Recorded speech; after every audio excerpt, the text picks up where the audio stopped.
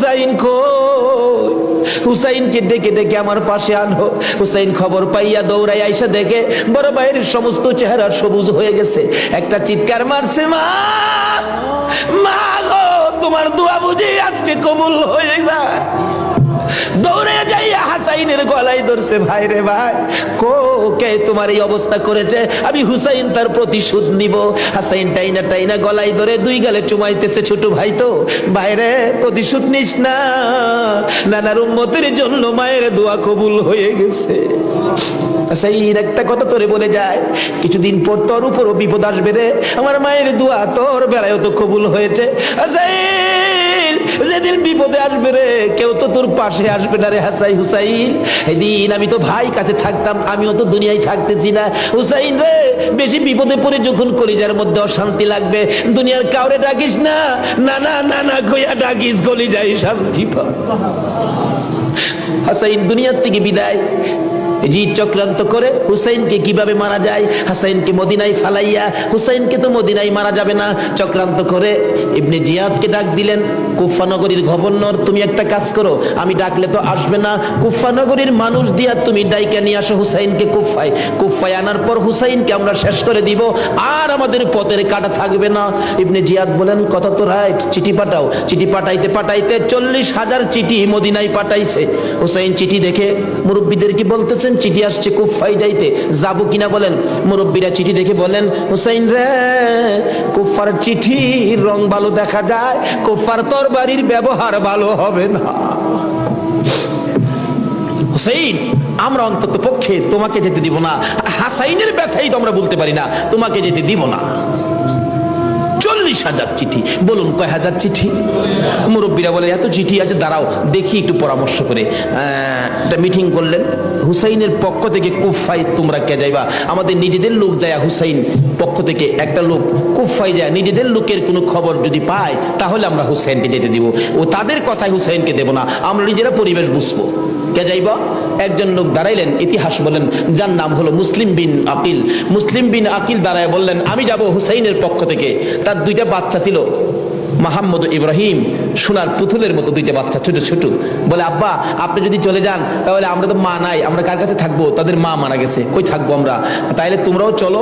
তিনজনের কাফেলা করে কুফা নগরীতে গিয়ে পৌঁছলেন হুসাইনের পক্ষ থেকে। হুসাইনের পক্ষের লোক পায়া কমপক্ষে 30,000 লোক হুসাইনের নামের উপর মুরিদ হইলেন, বাইয়াত গ্রহণ করলেন। ভাই সাহেব, বাইয়াত মুরিদ হওয়া সুন্নাত রাসূল। আবার কেউ কেউ আছে মুরিদ বাইয়াত লইয়া টিটকারি মস্কারি করে, বুঝে না ভাই সাহেব। পীরের কাছে মুরিদ হবেন, কত মজার খেলা যে খেলে, আল্লাহর ওলির আল্লাহর সাথে কত খেলা যে খেলে। আল্লাহ কই, এইটানো ফতোয়া লাগাইস না, মাসলা লাগাইস না, এটা আমার খাস বান্দা, খাস জায়গাত কোনো দলিল লাগে না, জোরে জোরে খান সুবহান। এক আলেম গেছে মুরিদ হইতো, হক্কানি এক পীর সাহেবের কাছে, এক আল্লাহর ওলির কাছে গিয়া, হুজুর মুরিদ হইতে আইছি।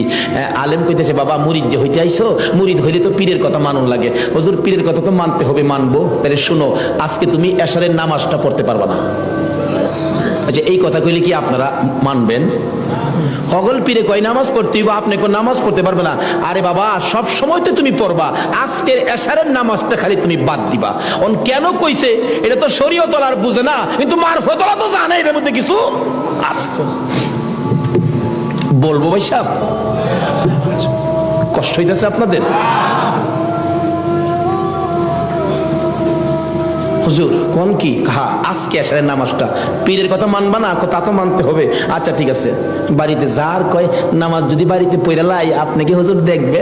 আমি তো সেই। আচ্ছা, যে বেটা পীর হয়েছে, এই বেটা কি খবর রাখে না? রাখে না?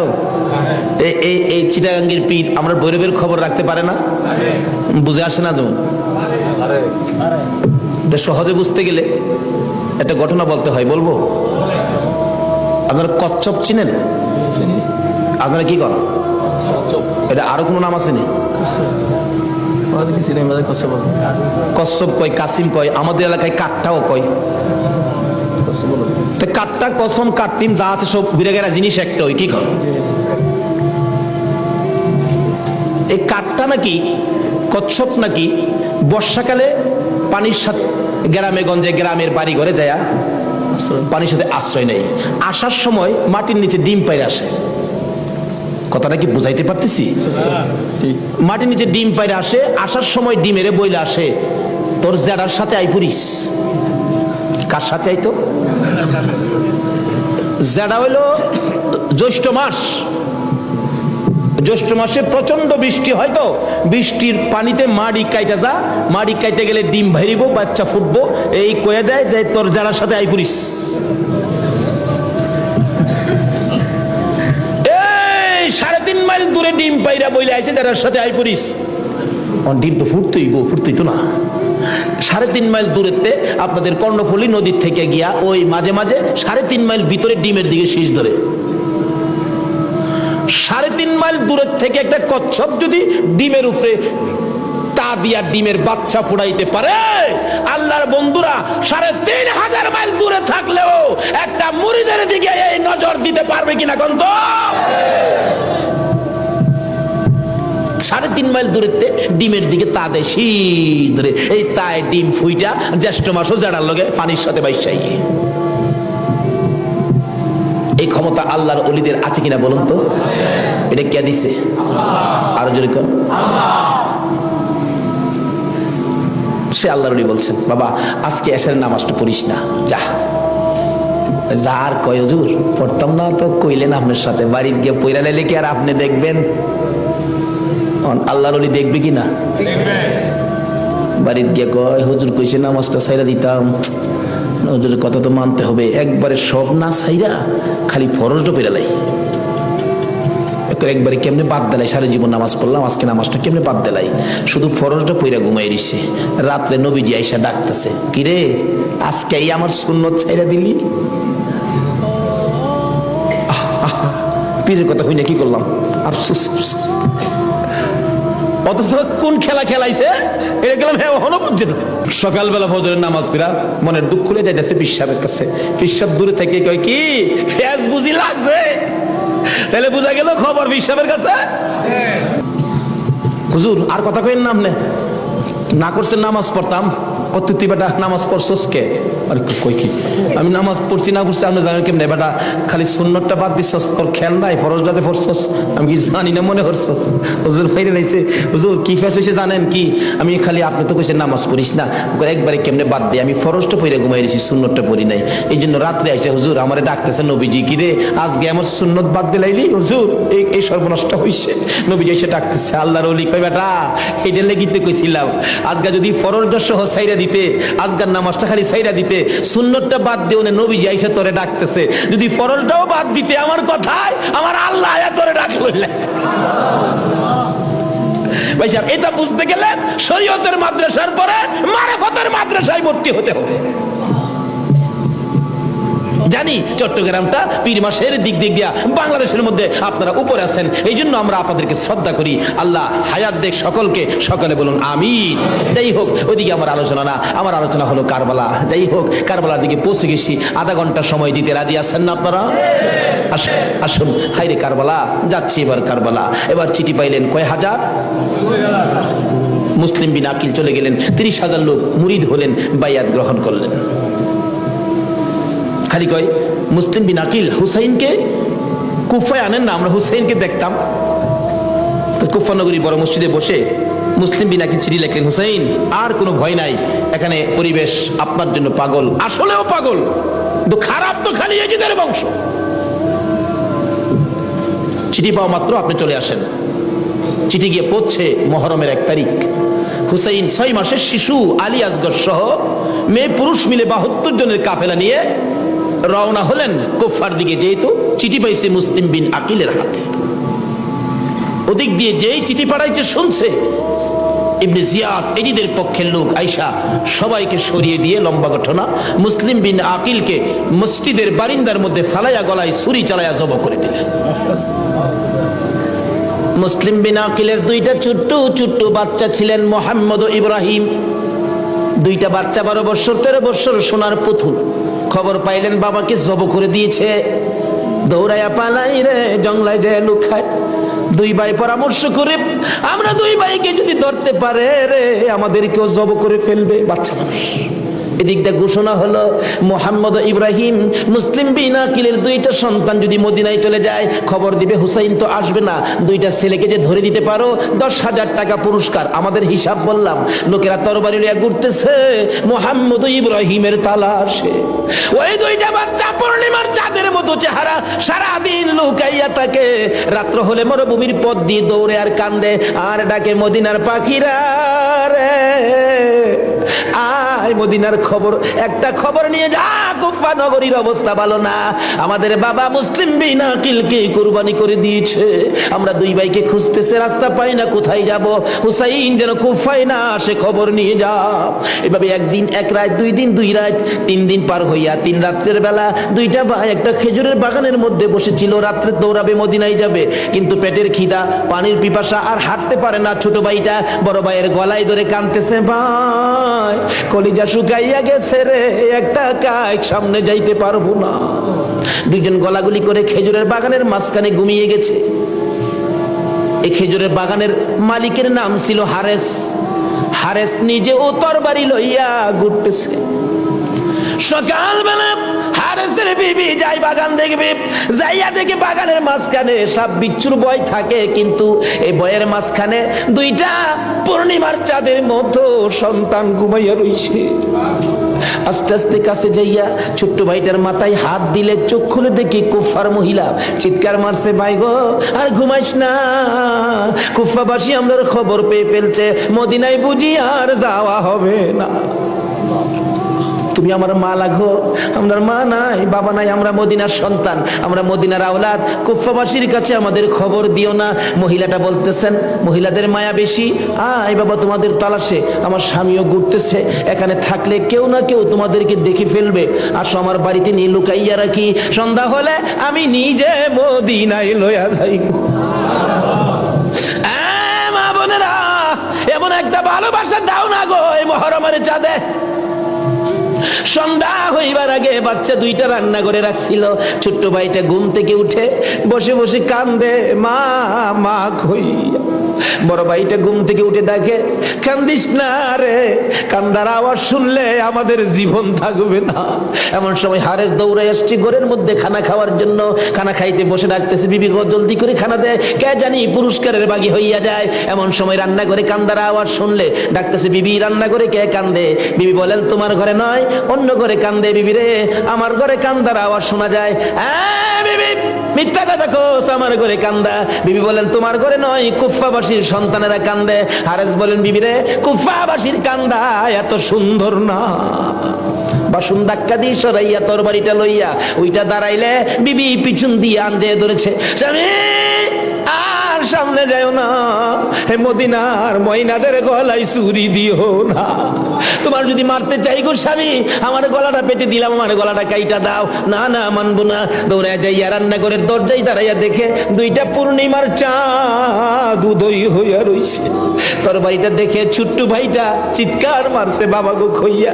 বড় ভাইটা কান্দে, কান্দিস না, আমার বাবা গেল যেইভাবে রে, আমরাও যাইব সেইভাবে। এইভাবে যারা জীবন দিয়েছে সেটাই হলো আমার আল্লাহর রাস্তা। দুই ভাইকে ধরে মুরগির বাচ্চার মতো শেষরাইয়া বাহির করে যাইতে যাইতে যাইতে যাইতে একটু পরে পরে ছোট্ট ভাইটা জিগায়, হারেস রে, আমরা মেরে ফেলবে রে, মারিস নাই, আমরার মা নাই, আমরার বাবা নাই। আকাশের দিকে তাকাইয়া ডাকে, রে আকাশের পাখিরা রে, আর একটা খবর নিয়া হুসাইনের কাছে পৌঁছে দে, হুসাইন যেন কুফাই না আসে। রওনা হলেন, যাইতে যাইতে সন্ধ্যা হয়ে যায়, পুরাত নদীর কিনার দিয়ে যাচ্ছে। হারেস ভাবতেছে, দুইটা সন্তান, দুইটা ছেলে জীবিত যদি নিয়ে যায়, আমার চেয়ে শক্তিশালী কেউ আয়সা যদি আমার কাছ থেকে নিয়ে যায়, পুরস্কার আমি পাবো না, বরঞ্চ জব করে দুইটা মাথা খালি নিলেই তো হয়।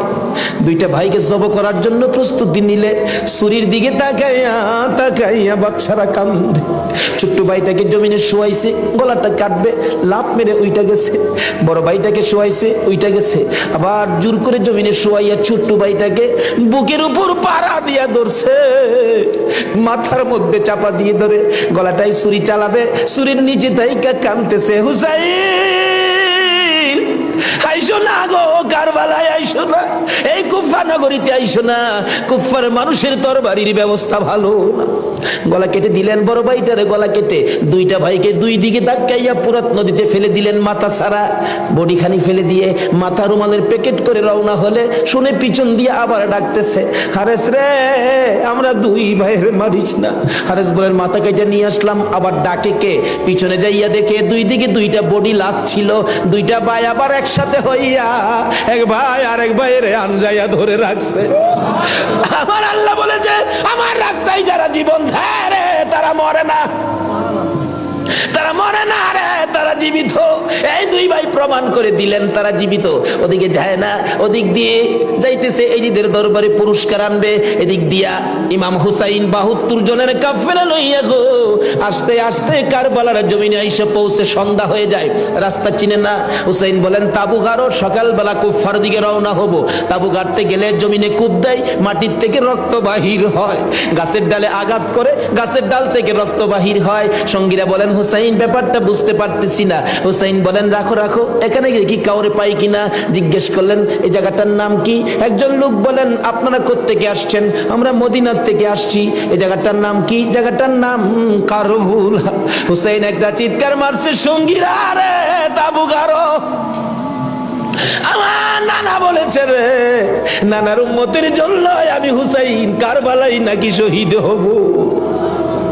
মুহররমের 7 তারিখ তাবু গাড়লেন। সন্ধ্যা হইলে তাবু গাড়লে রাত্র শেষ হওয়ার আগে 4000 এডিদি শুনল নিরস্ত্র মুসলমানের চারপাশে ঘেরাও করেছে। আজকে সেই নিরস্ত্র মুসলমানের উপর ইরাকের জমিনে বলুন তো আক্রমণ হচ্ছে কিনা। সকালবেলা ডাকে হুসাইন যুদ্ধ করো। হুসাইন বলেন আমি তো যুদ্ধ করতে আসি নাই, বেড়াইতে আসছি। যেতে দেখো চিঠি পাই আসছি বেড়াইতে, কোনো কথা মানবো না, যুদ্ধ করো। একদিন 2 দিন 3 দিন পার হইয়া মুহররমের 9 তারিখ দিবাগত 10 তারিখের রাত্রে শেষ চিন্তাধারা।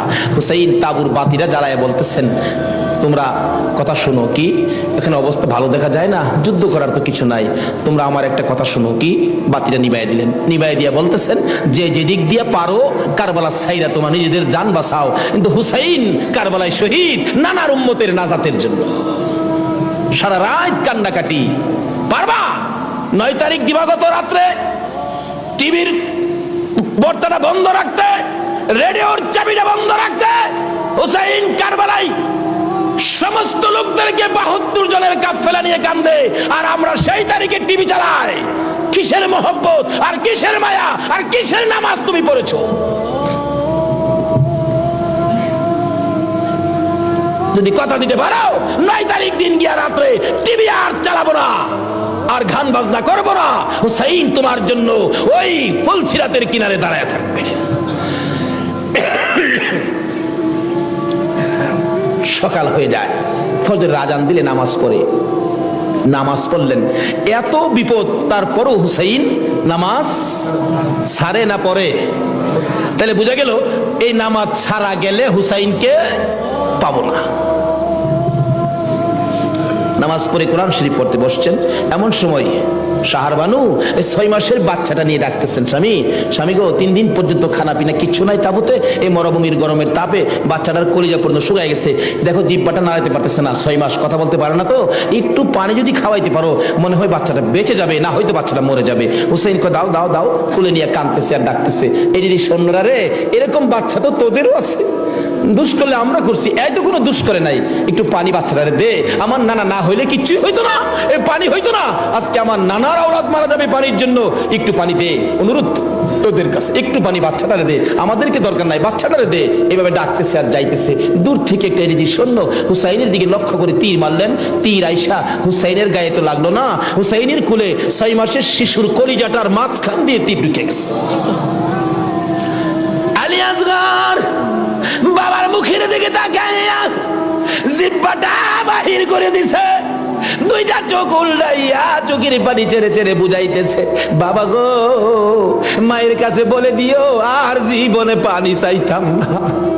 হুসাইন বলেন টান দিয়ে তীরটা যখন খুলে ফেললাম, তীরের আগার মধ্যে আমার বাবার কলিজা সিরা আইসা পড়ছে। মৃত শিশু কুলে লইয়া তাবুর পাশে যাইয়া লম্বা ঘটনা ডাকতেছে, ও সাহার বানু কোথায়? কেন? এই যে নাও তোমার ছেলেরে পানি খাওয়াইছি। বেরিয়ে দেখে মা দুকিনি, বাবার জিহ্বা বাহির হইয়া রইছে, চোখ দুইটা উল্টা লইছে, বুকের মধ্যে রক্ত দেখা যায়, চিৎকার মারছে, বাবু আমার বাবা কুল পানি খাইছে গো।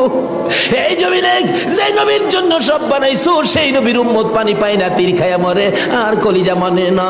এইভাবে কাঁদতেছিলেন। মুহররমের 10 তারিখ সকালবেলা আলী আকবর 18 বছরের পালোয়ান দৌড়াই আসছেন। মা কেন কান্দো? দেখাইলেন, দেখো তোমার 6 মাসের ছোট্ট ভাইয়ের অবস্থা। আলী আকবর দেখে আর সহ্য করতে পারে না, রক্ত হাতে নিয়ে বলতেছেন, মাবুদ গো, এ রক্ত ছুঁয়ে কসম খাইলাম এরিদি স্বর্ণরে ছাড়বো না। যুদ্ধ শুরু হয়ে যায় মুহররমের 10 তারিখ। আলী আকবর যুদ্ধ করতে করতে পিপাসিত ক্লান্ত হইয়া তাবুতে ফিরে এসে ডাকতেছেন, মা মা এক গ্লাস পানি যদি খাওয়াইতে পারো, কথা দিলাম সমস্ত কারবালার সৈন্য, এই দিদি সৈন্য ওদেরকে আমি খতম করে ফেলবো। মা চোখের পানি ছেড়ে ছেড়ে বলেন, আলী আকবর রে, পানি যদি থাকতো তোর ভাই কি তীর খায়া মরতো? নাই রে বাবা, পানি নাই, পানি নাই। মায়ের পায়ে সালাম করলেন আর চোখের পানি ছেড়ে দিলেন। মা মা গো, বিদায় দাও গো, দেখা হবে হাসরের ময়দানে। যাইতে যাইতে যাইতে যাইতে একটু যাই আবার ফিরে ফিরে চাই, মা বিদায় দাও, দেখা হবে হাসরের ময়দানে। মা দুইটা হাত বাড়ায় ডাকে, আর ফিরে ফিরে চাইস না রে বাবা, আর ফিরে চাইস না, সহ্য হয় না। যুদ্ধ করতে করতে আলী শহীদ। এইভাবে পুরুষ যারা ছিল সব শহীদ, শুধুমাত্র বাকি জয়নাল আবদিন বিমারি আর ইমাম হুসাইন। হুসাইন তরবারিটা নিয়ে পোশাক পরে তৈয়ার হলেন। জয়নাল আবদিন দাঁড়াইতে পারে না, পড়ে যায়। তারপরেও ডাকে, হুসাইন গো তুমি যাইও না, আমি জয়নাল যাব। বিমারি উঠতে পারে না, তবু হুসাইনের পক্ষে যাইতে চায়। আর আমরা শক্তিশালী হইয়াও হুসাইনের পক্ষে যাইতে চায় না।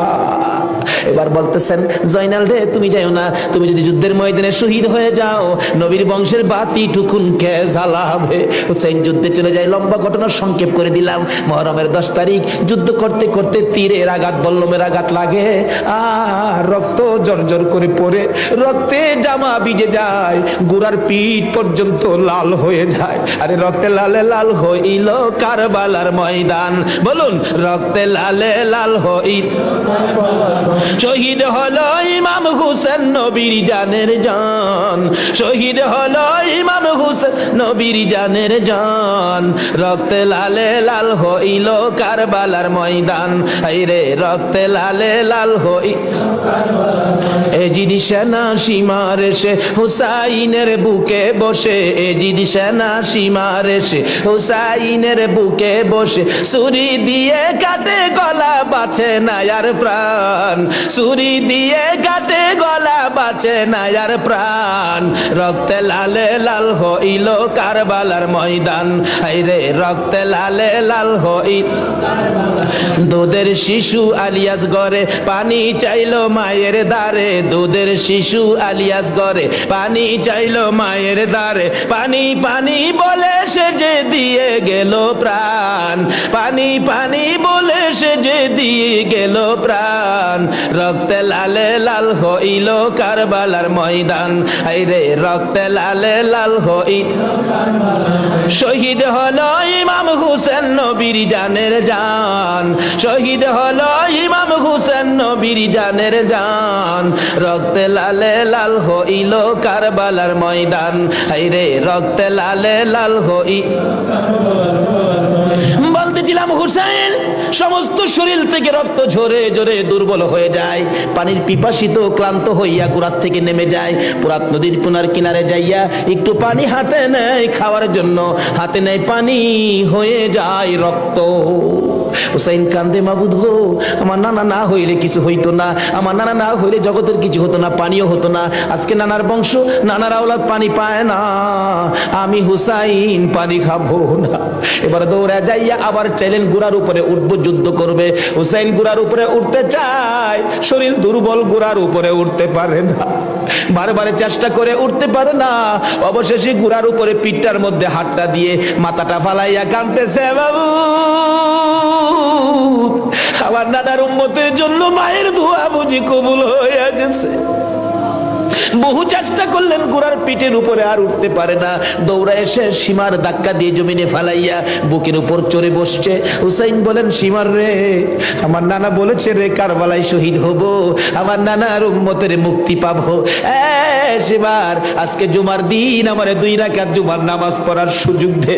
ও নবীর উম্মতেরা, নবীর আশিকেরা, হুসাইনের আশিকেরা গো, এই 2 রাকাত নামাজ জুমার নামাজ ছাইরো না, আমার নবীর শাফায়াত নসিব হবে না। রক্তে লাল হইয়া যদি হুসাইন 2 রাকাত জুমার নামাজ পড়তে পারে গো, আজকাল থেকে কথা দিতে হবে, জীবনে কোনোদিন জুমার নামাজ ছাড়তে পারবা না। জুমার নামাজ আদায় করতে সময়টুকুন দিলে নামাজ শুরু করে দিলেন। রুকু সিজদার কাজ শেষ করে তাশাহুদে বসে সালাম ফিরানের আগ পর্যন্ত কাছাকাছি বসে বসে এজিদি সৈন্যরা নামাজের ভিতরে প্রত্যক্ষদর্শীরা বলেন, এক একটা করে তীর মারে হুসাইনের গায়ে। ডান দিক দিয়ে যদি তীরটা মারতো, বাম দিক দিয়ে বেরিয়ে যাইতো, সামনে দিয়া মারলে পিছন দিয়া বেরিয়ে যায়, এই কিসিমের তীর গো। নামাজের ভিতরে বাহু তুরটা তীর লাগাইছে। হুসাইন সালামটা ফিরাইয়া নানা গো কইয়া কালতে কালতে জমিনে গড়াগড়ি শুরু করে দিলে। নিষ্ঠুর পাষাণ এই দিদি সৈন্যের সীমার গলা কাইটা মাথা আলাদা করে নিয়ে গেছে। হুসাইন শহীদ হয়ে যায়। ওদিকে দিয়ে ডাকতেছে। মুহররমের 10 তারিখ সন্ধ্যা যখন হয়ে গেল, উম্মে সালমা বলেন, আমি মাগরিবের পর থেকে শুনতেছি নবীর রওজার চারপাশে কে যেন হাউ মাউ করে কাঁদতেছে। মনে বড় অশান্তি, কিসের কান্দার আওয়াজ। দৌড়ায় যাইলাম, যাইয়া দেখি কোনো মানুষ দেখি না, কে যেন কান্দে। এসারে নামাজ পড়ে আমি উম্মে সালমা ঘুমের ঘরে ঘুমিয়ে গেলাম। এমন সময় দেখি আল্লাহর বন্ধু কাঁদতে কাঁদতে কোত্থেকে যেন আসতেছে। কাছাকাছি আসার পরে দেখি আবার রাসূলের গায়ে রক্ত মাখা মাটি দেখা যায়। উম্মে সালমা বলেন, হুজুর কেন কান্দেন রক্ত মাখা মাটি শরীরে লইয়া?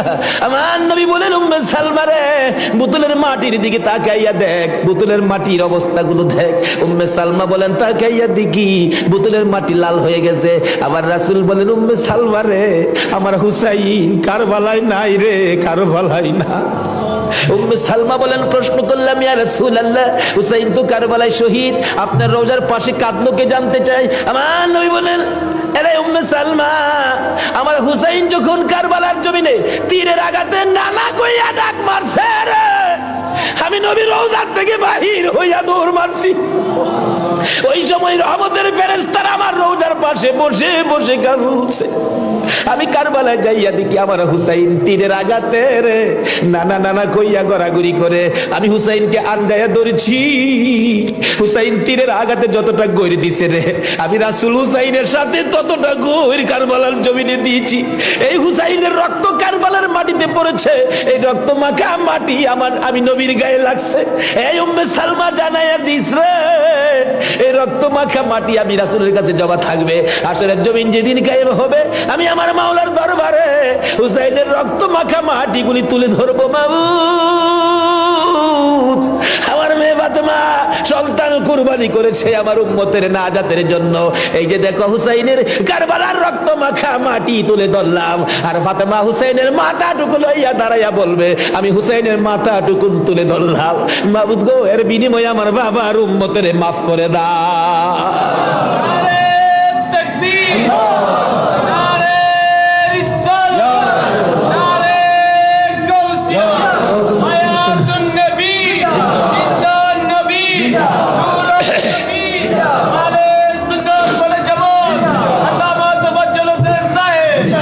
ভাই সাহেব, এই যদি হয় হুসাইনের রক্ত আমাদের নাজাত, এই যদি হয় ফাতেমার সন্তান কুরবানি করে আমাদের জন্য, রাসূল যদি এত কষ্ট করে আমাদের জন্য, এই আহলে বায়তের মহব্বত আমাদের কাছে থাকা দরকার আছে কিনা বলুন তো?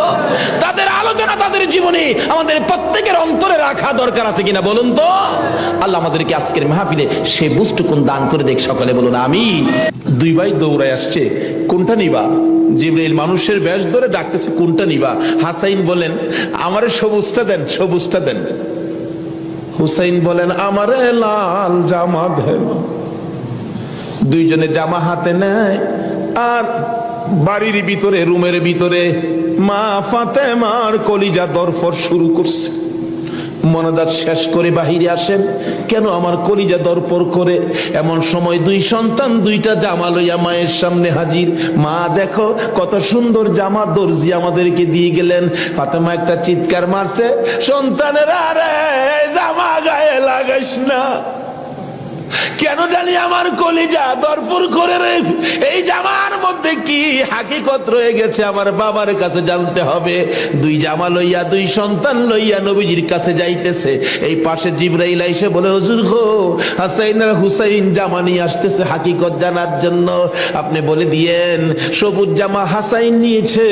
হাসাইন তো আপনার উম্মতের নাজাতের জন্য কুরবানি দুই ভাইয়ের বেলায় কবুল করেছে আমার আল্লাহ। হাসাইন সবুজ জামা নিয়েছে, আপনার উম্মতেরা হাসাইনকে বিষ খাওয়াইয়া সবুজ করে দুনিয়ার থেকে বিদায় করে দিবে। আপনার আদরের নাতি হুসাইনকে লাল জামা যার হাতে দেখবেন আপনি মনে করবেন কারবালার জমিনে এ হুসাইনকে বল্লম তীরের আঘাতে লাল লাল করে দিবে। আমার নবী হাসান হুসাইন কাছে আসলে অন্য সময় খুশি হতেন, আজকে দেখে দূর থেকে চোখের পানি ছেড়ে দিলেন। ফাতেমা বলেন, বাবা গো, অন্যদিন খুশি হইতে আজকে কেন কান্দ বুঝতে পারতেছি না। আমার নবী বলেন, ফাতেমা রে আয় আমার হাসাইন আর হুসাইন লইয়া, দুইজনকে বুকে লইয়া কান্দে বাবু, আমার উম্মতের নাজাত দিবানি। আজকে সেই হাসাইনের হুসাইনের মায়া নাই, সেই নবীর মহব্বত নাই, সেই ফাতেমার জীবনী আমাদের কাছে নাই। আহলে বায়াতের চিন্তা আমরা কেউ করি না।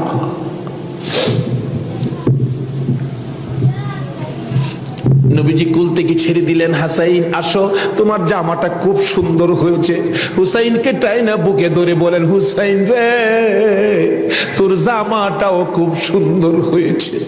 জিবরিল বলেন, হুজুর গো, হাসাইনকে তো বিষ পান করাইয়া জোহর খাওয়াইয়া মারবে।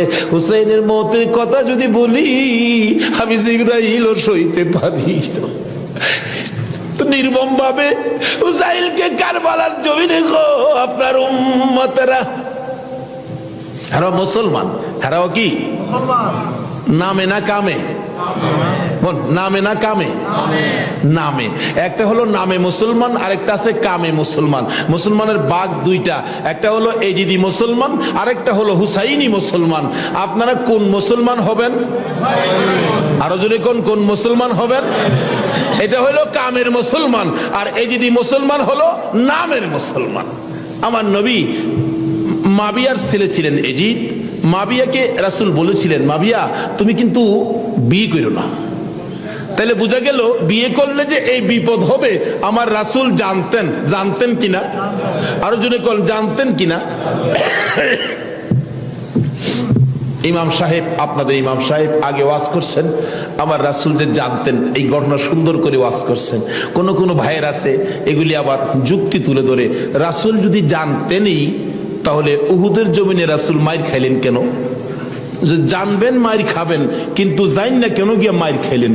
কথাটা কিন্তু যুক্তিসঙ্গত, কি বলেন ঠিক কিনা? আমি এই ভাইকে বলবো, অনেক সময় জান নাও যাইতে হয়। আজকে মনে করেন আপনার বাবার মার্কেট, আপনার বাবা মার্কেট করে দিয়ে গেছে, এটা আপনার পিতৃ সম্পত্তি।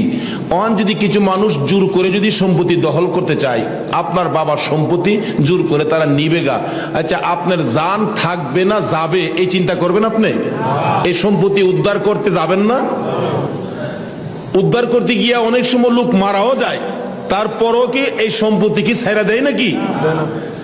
এই সত্য উদ্ধার করতে গিয়ে উহুদের জমিনে আমার নবী জানতেন মার খাবে, কিন্তু সত্য উদ্ধার করতে গিয়ে জান্নাও আমার নবী উহুদের জমিনে গেছে। আর যদি জান্না না যাইতো তাহলে আজকে আমরা এই সত্যের নিশান আমাদের হাতে আসতো না। জানে না কে বলছে? জান্নাও নবী সত্য উদ্ধার করতে গিয়েছে। বলতেছিলাম দয়ার নবী, মায়ার নবী বলতেছেন, জিবরাইল আমার উম্মতের নাজাতের জন্য কবুল হয়েছে, কবুল হয়েছে। হাসাইন আর হুসাইন দুই ভাই আঞ্জায়া ধরে দুই গালে চুমায়া বিদায় নিয়েছে। হুসাইনকে কোনদিনই বলতেছেন, হুসাইন দুই গালে চুমা দেয়, তুমি আমার আমি তোমার। তোমাকে যে কষ্ট দেয় সেজন্য আমাকে কষ্ট দেয়, আর তোমাকে যে ভালোবাসা দেয় সেজন্য আমি রাসূলকে ভালোবাসা দেয়। আজকে হুসাইনের ভালোবাসা এখানে বসা, হুসাইনের অনেক পরে আওলাদে রাসূলকে ভালোবাসা। ইতিহাস খুলে দেখুন, যেই ভালোবাসায় হযরতে জুনায়েদ বাগদাদী রাহমাতুল্লাহ আলাইহি আল্লাহর ওলি হয়েছে, জুনায়েদের জীবনী খুললে পাওয়া যায় জুনায়েদ ইরাকের বাদশার পালিত পালোয়ান ছিলেন। এত বড় পালোয়ান ছিলেন, বাবারে বাবা।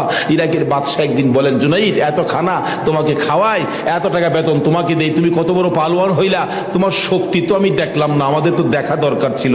জুনায়েদ বলেন, ঘোষণা দেন না, ইরাকের জমিনে এমন কোন মারপোলা নাই আমাকে কুস্তির মধ্যে পরাজয় করবে, আমি বিজয়ী হব। যদি কেউ পরাজয় করতে পারে বলে দেন 10,000 টাকা পুরস্কার। একটা ঘোষণা সাধারণভাবে আমাদের দেশের হিসাবে দিলাম বুঝার জন্য। বাদশাহ পোস্টারিং করে দিলেন, আমার জুনায়েদকে কুস্তি লড়ে হারাইতে পারলে 10,000 টাকা পুরস্কার দেওয়া হবে। আর ওদিক দিয়ে এই পোস্টার দেখলেন নবীজির আওলাদ, নবীজির বংশের একটা লোক 3 দিন পর্যন্ত বাচ্চাদের মুখে খানা দিতে পারে না, গরিবী অবস্থা, হাঁটতেছে, রোজগারের তালাশে ঘুরতেছে, কোনো রোজগারের বাও হলো না, বাচ্চারা না খাইয়া 3 দিন পার হয়ে গেল। ডাকতেছেন, হাইরে পোস্টার দেখা যায় কুস্তি লইরা জিততে পারলে 10,000 পুরস্কার, আর সন্তানকে যখন খানা দিতে পারি না, আর জীবন রাইখে লাভ কি? কুস্তি লইরা জুনায়েদের সাথে জীবনটা দিয়ে ইলাই, এই মুখ আর সন্তানরে দেখাবো না। যা বলতেছে, এখানে অফিসে কে আছে? আমি তো জুনায়েদের সাথে কুস্তি লড়বো, হাতির সাথে মশা। কই জুনাইদ? আর কই?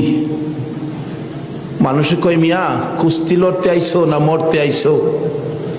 জুনাইদরে দেখছো? কয় না, দেখি নাই। দেখে আসো। বাবারে বাবা, কি বেটা, এই নাকি জুনাইদ?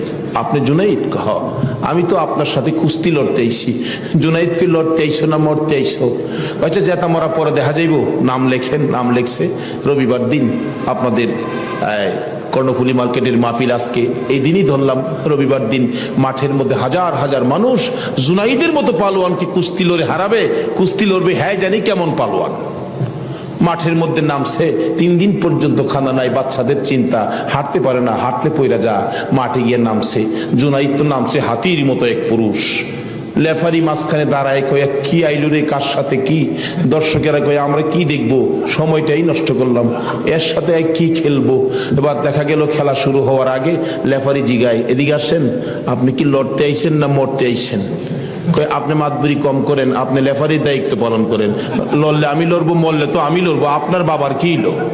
লেফারি কয়, মাপ চাই বাবা, আপনি লড়েন, খুব ভালো করে লড়েন। লড়ার আগে ডাকছে, জুনাইদ এদিকে আয়, 2টা কথা বলবো, বলো। আমাকে চিনো? জুনাইদ বলেন, না তো, তোমাকে তো চিনি না। কয়, আমি আওলাদে রাসূল।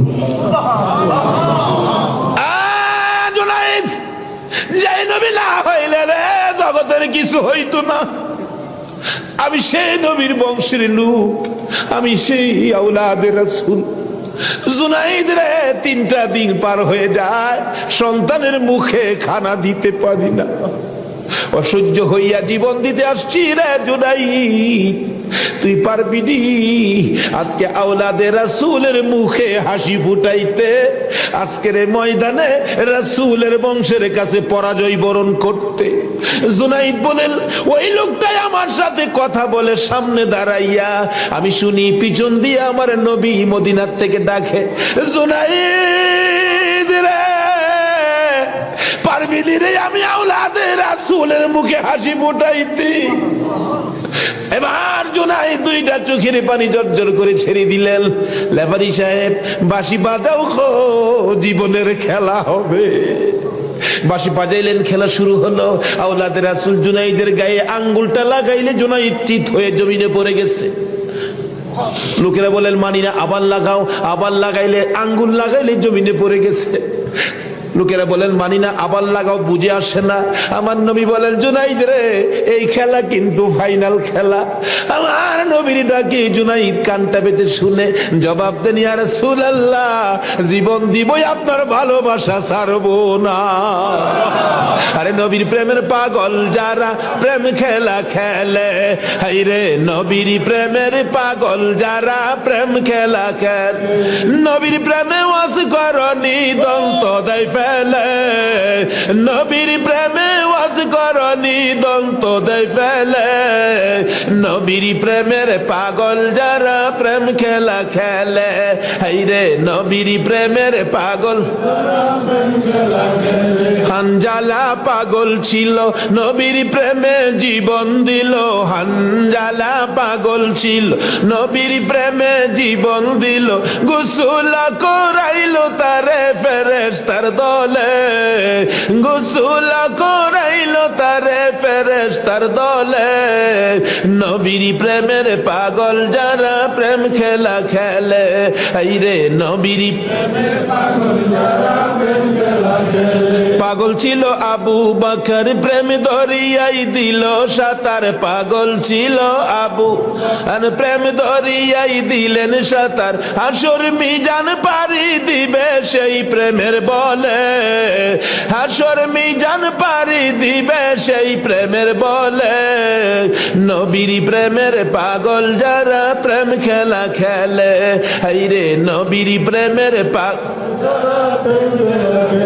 বলতেছিলাম আওলাদে রাসূলের প্রেম আর ভালোবাসায় জুনাইদ খেলার মাঠে জীবন দিয়ে দিলেন, হাইরা গেলেন, জীবনের সকল মান সম্মান বিলীন করে দিয়ে আওলাদে রাসূলের মান বাড়াইয়া দিলেন।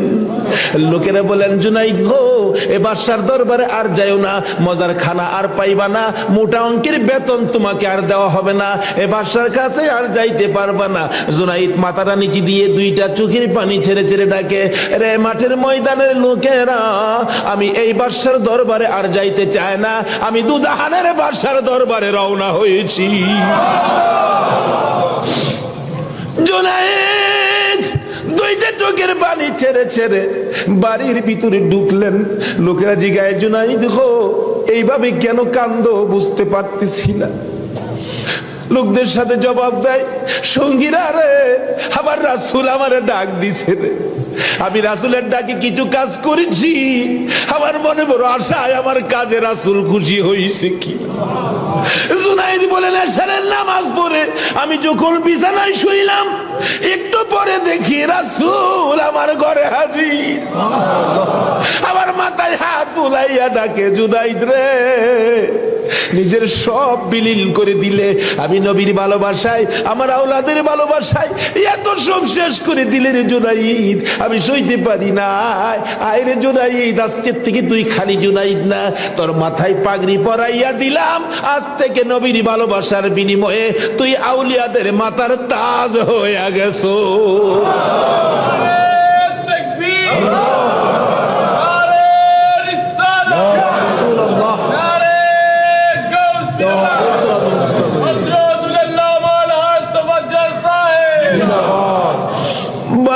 বলতেছিলাম আওলাদে রাসূলের ভালোবাসায় যদি পালোয়ান আল্লাহর ওলি হইয়া যায়, আর যেই নবীকে বলেছেন, যেই নবী ঘোষণা দিয়েছেন, হুসাইন তুমি আমার, আমি তোমার, তোমাকে যে কষ্ট দেই সে যেন আমাকে কষ্ট দেয়, তোমাকে যে ভালোবাসবে সে যেন আমাকে ভালোবাসলো।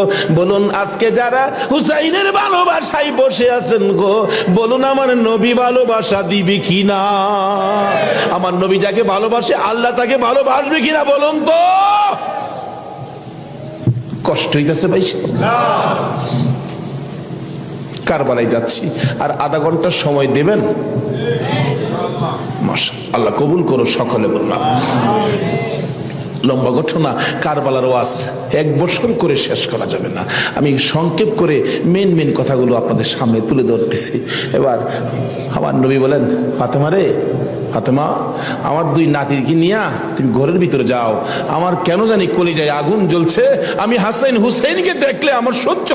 হাসান হুসাইনকে নিয়ে যখন চলে যাই,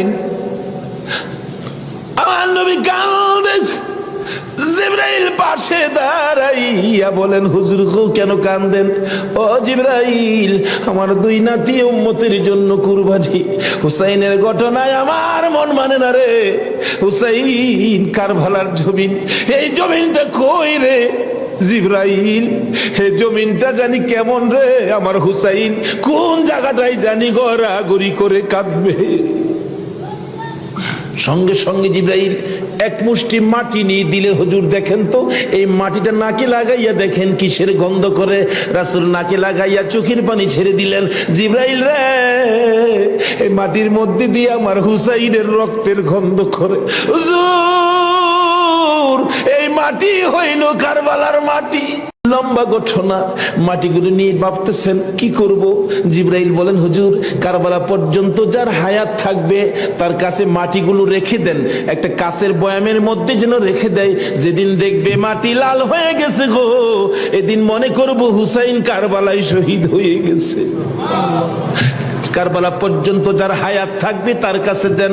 আমার নবী কার হায়াত থাকবে জানে কিনা কোন? আমার নবী উম্মে সালমাকে লক্ষ্য করে ডাক দিলেন, উম্মে সালমা রে আয় আমার পাশে আয়। উম্মে সালমা কাছে আসলে নবীজি দুইটা চোখের পানি ছেড়ে দিলেন। হুজুর ডাইকালেন, কথা বলবেন, কান্দেন কেন? উম্মে সালমা রে কান্দি রে, কলিজা মানে না। এই মাটিগুলো তোর হাতে দিলাম, রেখে দিও। যেদিন দেখবে এ বোতলের মাটি লাল হয়েছে, এদিন তুমি বুঝে নিবা আমার হুসাইন উম্মতের নাজাতের জন্য কারবালায় শহীদ হয়েছে। উম্মে সালমা বলেন, আমি এই মাটি তখন বোতলের মধ্যে রেখে দিলাম। ওদিকে দিয়ে দয়ার নবী মায়ার নবী দুনিয়ার থেকে বিদায়, চার খলিফা বিদায়, ফাতেমা বিদায়। এইভাবে আস্তে আস্তে আমিরে মাবিয়ার হাতে মদিনার শাসক ক্ষমতা। আমিরে মাবিয়া রাষ্ট্রের প্রধান, বুড়া হয়ে গেছে তো এজিদ। রাসূল বলছিলেন, মাবিয়ারে তুই বিয়ে করিস না, কিন্তু মাবিয়ার এমন এক রোগ হইল, লোকেরা পরামর্শ দিল কবিরাজরা বিয়ে করলে ভালো হয়ে যাবে, কিন্তু রাসূল নিষেধ দিছিলেন বিয়ে করিস না। কিন্তু রাসূল তো জানতেন, কি বলেন, জানতেন কিনা বিয়ে করিস না, কিন্তু বিয়ে করলেন। জন্ম হলো এজিদ। একটু বুড়া হয়েছে বাবা, এজিদ চক্রান্ত করতেছেন, বাবার ক্ষমতাটা আমার নেওয়া দরকার। কিন্তু এজিদ নবীর কথা মতো, নবীর প্রেম, নবীর ভালোবাসা এজিদের কাছে কখনো ছিল না। লোকেরা বলেন না, এইরকম একটা লোকের কথা আমরা মানতে পারি না। হাসাইনই তো আছে, আমরা হাসাইনকে মানবো। নবীজি ভবিষ্যৎবাণী করে দিয়ে গেছিলেন, আমি দুনিয়ার থেকে বিদায়ের 30 বছর পর হাসাইন ক্ষমতায় আসবে, হাসাইনকে মানুষ ভালোবাসবে, কিন্তু এজিদ হাসাইনকে থাকতে দিবে না। যাই হোক, লম্বা ঘটনা। এজিদ কয় হাসাইনকে কিভাবে শেষ করা যায়। দুইজনই পথের কাটা, একজন হাসাইন একজন হুসাইন, দুইজনকে শেষ করতে পারলেই তো আমার সুবিধাজনক পরিবেশ হয়ে যাবে। কি করব, কি করা যায়? এক কুটনি বুড়িকে এনে বললেন, তুমি কি পারবা হাসাইনকে শেষ করে দিতা? কুটনি বুড়ি কয়, এটা ব্যাপারই না। এমন কিসিমের মহিলা আছে না দেশ, খালি বেজাল লাগাই সংসারে। হাসাইন রাদিয়াল্লাহু তাআলা আনহুর বিবি ছিলেন 4 জন, সকলের ছোট বিবির নাম ছিলেন জায়েদা। জায়েদার হাতে শরবত খাইতেন সবসময়, তার হাতে শরবত খুব সুন্দর হতো আর কি, শরবত খাইতেন। হাসাইন ডাকতেছেন, জায়েদা শরবত দাও। শরবত দিলেন জায়েদা। দেখলো কুটনি বুড়ি জায়েদারে দিয়ে এই কামটা বানাইতে। হাসাইন শরবত খায়া চলে গেলেন। বলেন, জায়েদা হাসাইন কি তোমার হাতে সবসময় শরবত খায়? প্রত্যেক দিন আমার খুব ভালোবাসে, আমার হাতে শরবতটা খায়, আর কেউর হাতে খায় না, আমার হাতে শরবত নাকি খুবই ভালো। হ্যাঁ। কুটনি বুড়ি কয়, তোমার তো শরবত খায় কিন্তু তোমাকে ভালোবাসে না। কি বলো? আমি জানি ভালোবাসে, তুমি জানলে কি হবে? আমরা দূরের থেকে যা দেখি তোমার সবচেয়ে কম ভালোবাসে। একটা কাম করো, মেয়েরা কিন্তু খুব সরল মানুষ, সহজে বুঝ মাইনা যায়। একটা কাজ করো, কি? আমি বিষ দিয়া যামু, বিষ খাওয়াইয়া হাসাইনকে মাইরা দাও, এজিদ হবে এদেশের প্রেসিডেন্ট, বাদশাহ, আর তুমি হবে রানী। সহজে বুঝ মানলেন, সরল মানুষ তো। বিষ দিলেন, শরবতের সাথে দিয়ে খাওয়াইলে হাসাইন পিপাসিত, ক্লান্ত। জায়েদা শরবত দাও। শরবতের সাথে বিষ দিলেন, খাইলেন। খাওয়ার পরে বলতেছে, জায়েদা আজকে শরবতটা যেন কেমন কেমন লাগে, কি যেন গন্ধ করতেছে। জায়েদা বলেন, না তো কিচ্ছুই না, কিন্তু দেখা গেল কিছুক্ষণ পর হাত পাগুলি অবশ্যই আসতেছে, সমস্ত চেহারা লীল হয়ে গেছে, খালি জিহ্বাটা নড়তেছে, দুইটা চোখের পানি ছেড়ে দিছে। জায়েদা বুঝিছি, আজকে বুঝি নানার উম্মতের নাজাতের জন্য মায়ের দোয়া বুঝি আজকে কবুল হয়ে যাবে। জায়েদারে, না না তোরে কিছু বলবো না, আমার ভাই হুসাইন কই? হুসাইনকে ডেকে ডেকে আমার পাশে আনো। হুসাইন খবর পাইয়া দৌড়াই আইসা দেখে বড় ভাইয়ের সমস্ত চেহারা সবুজ হয়ে গেছে।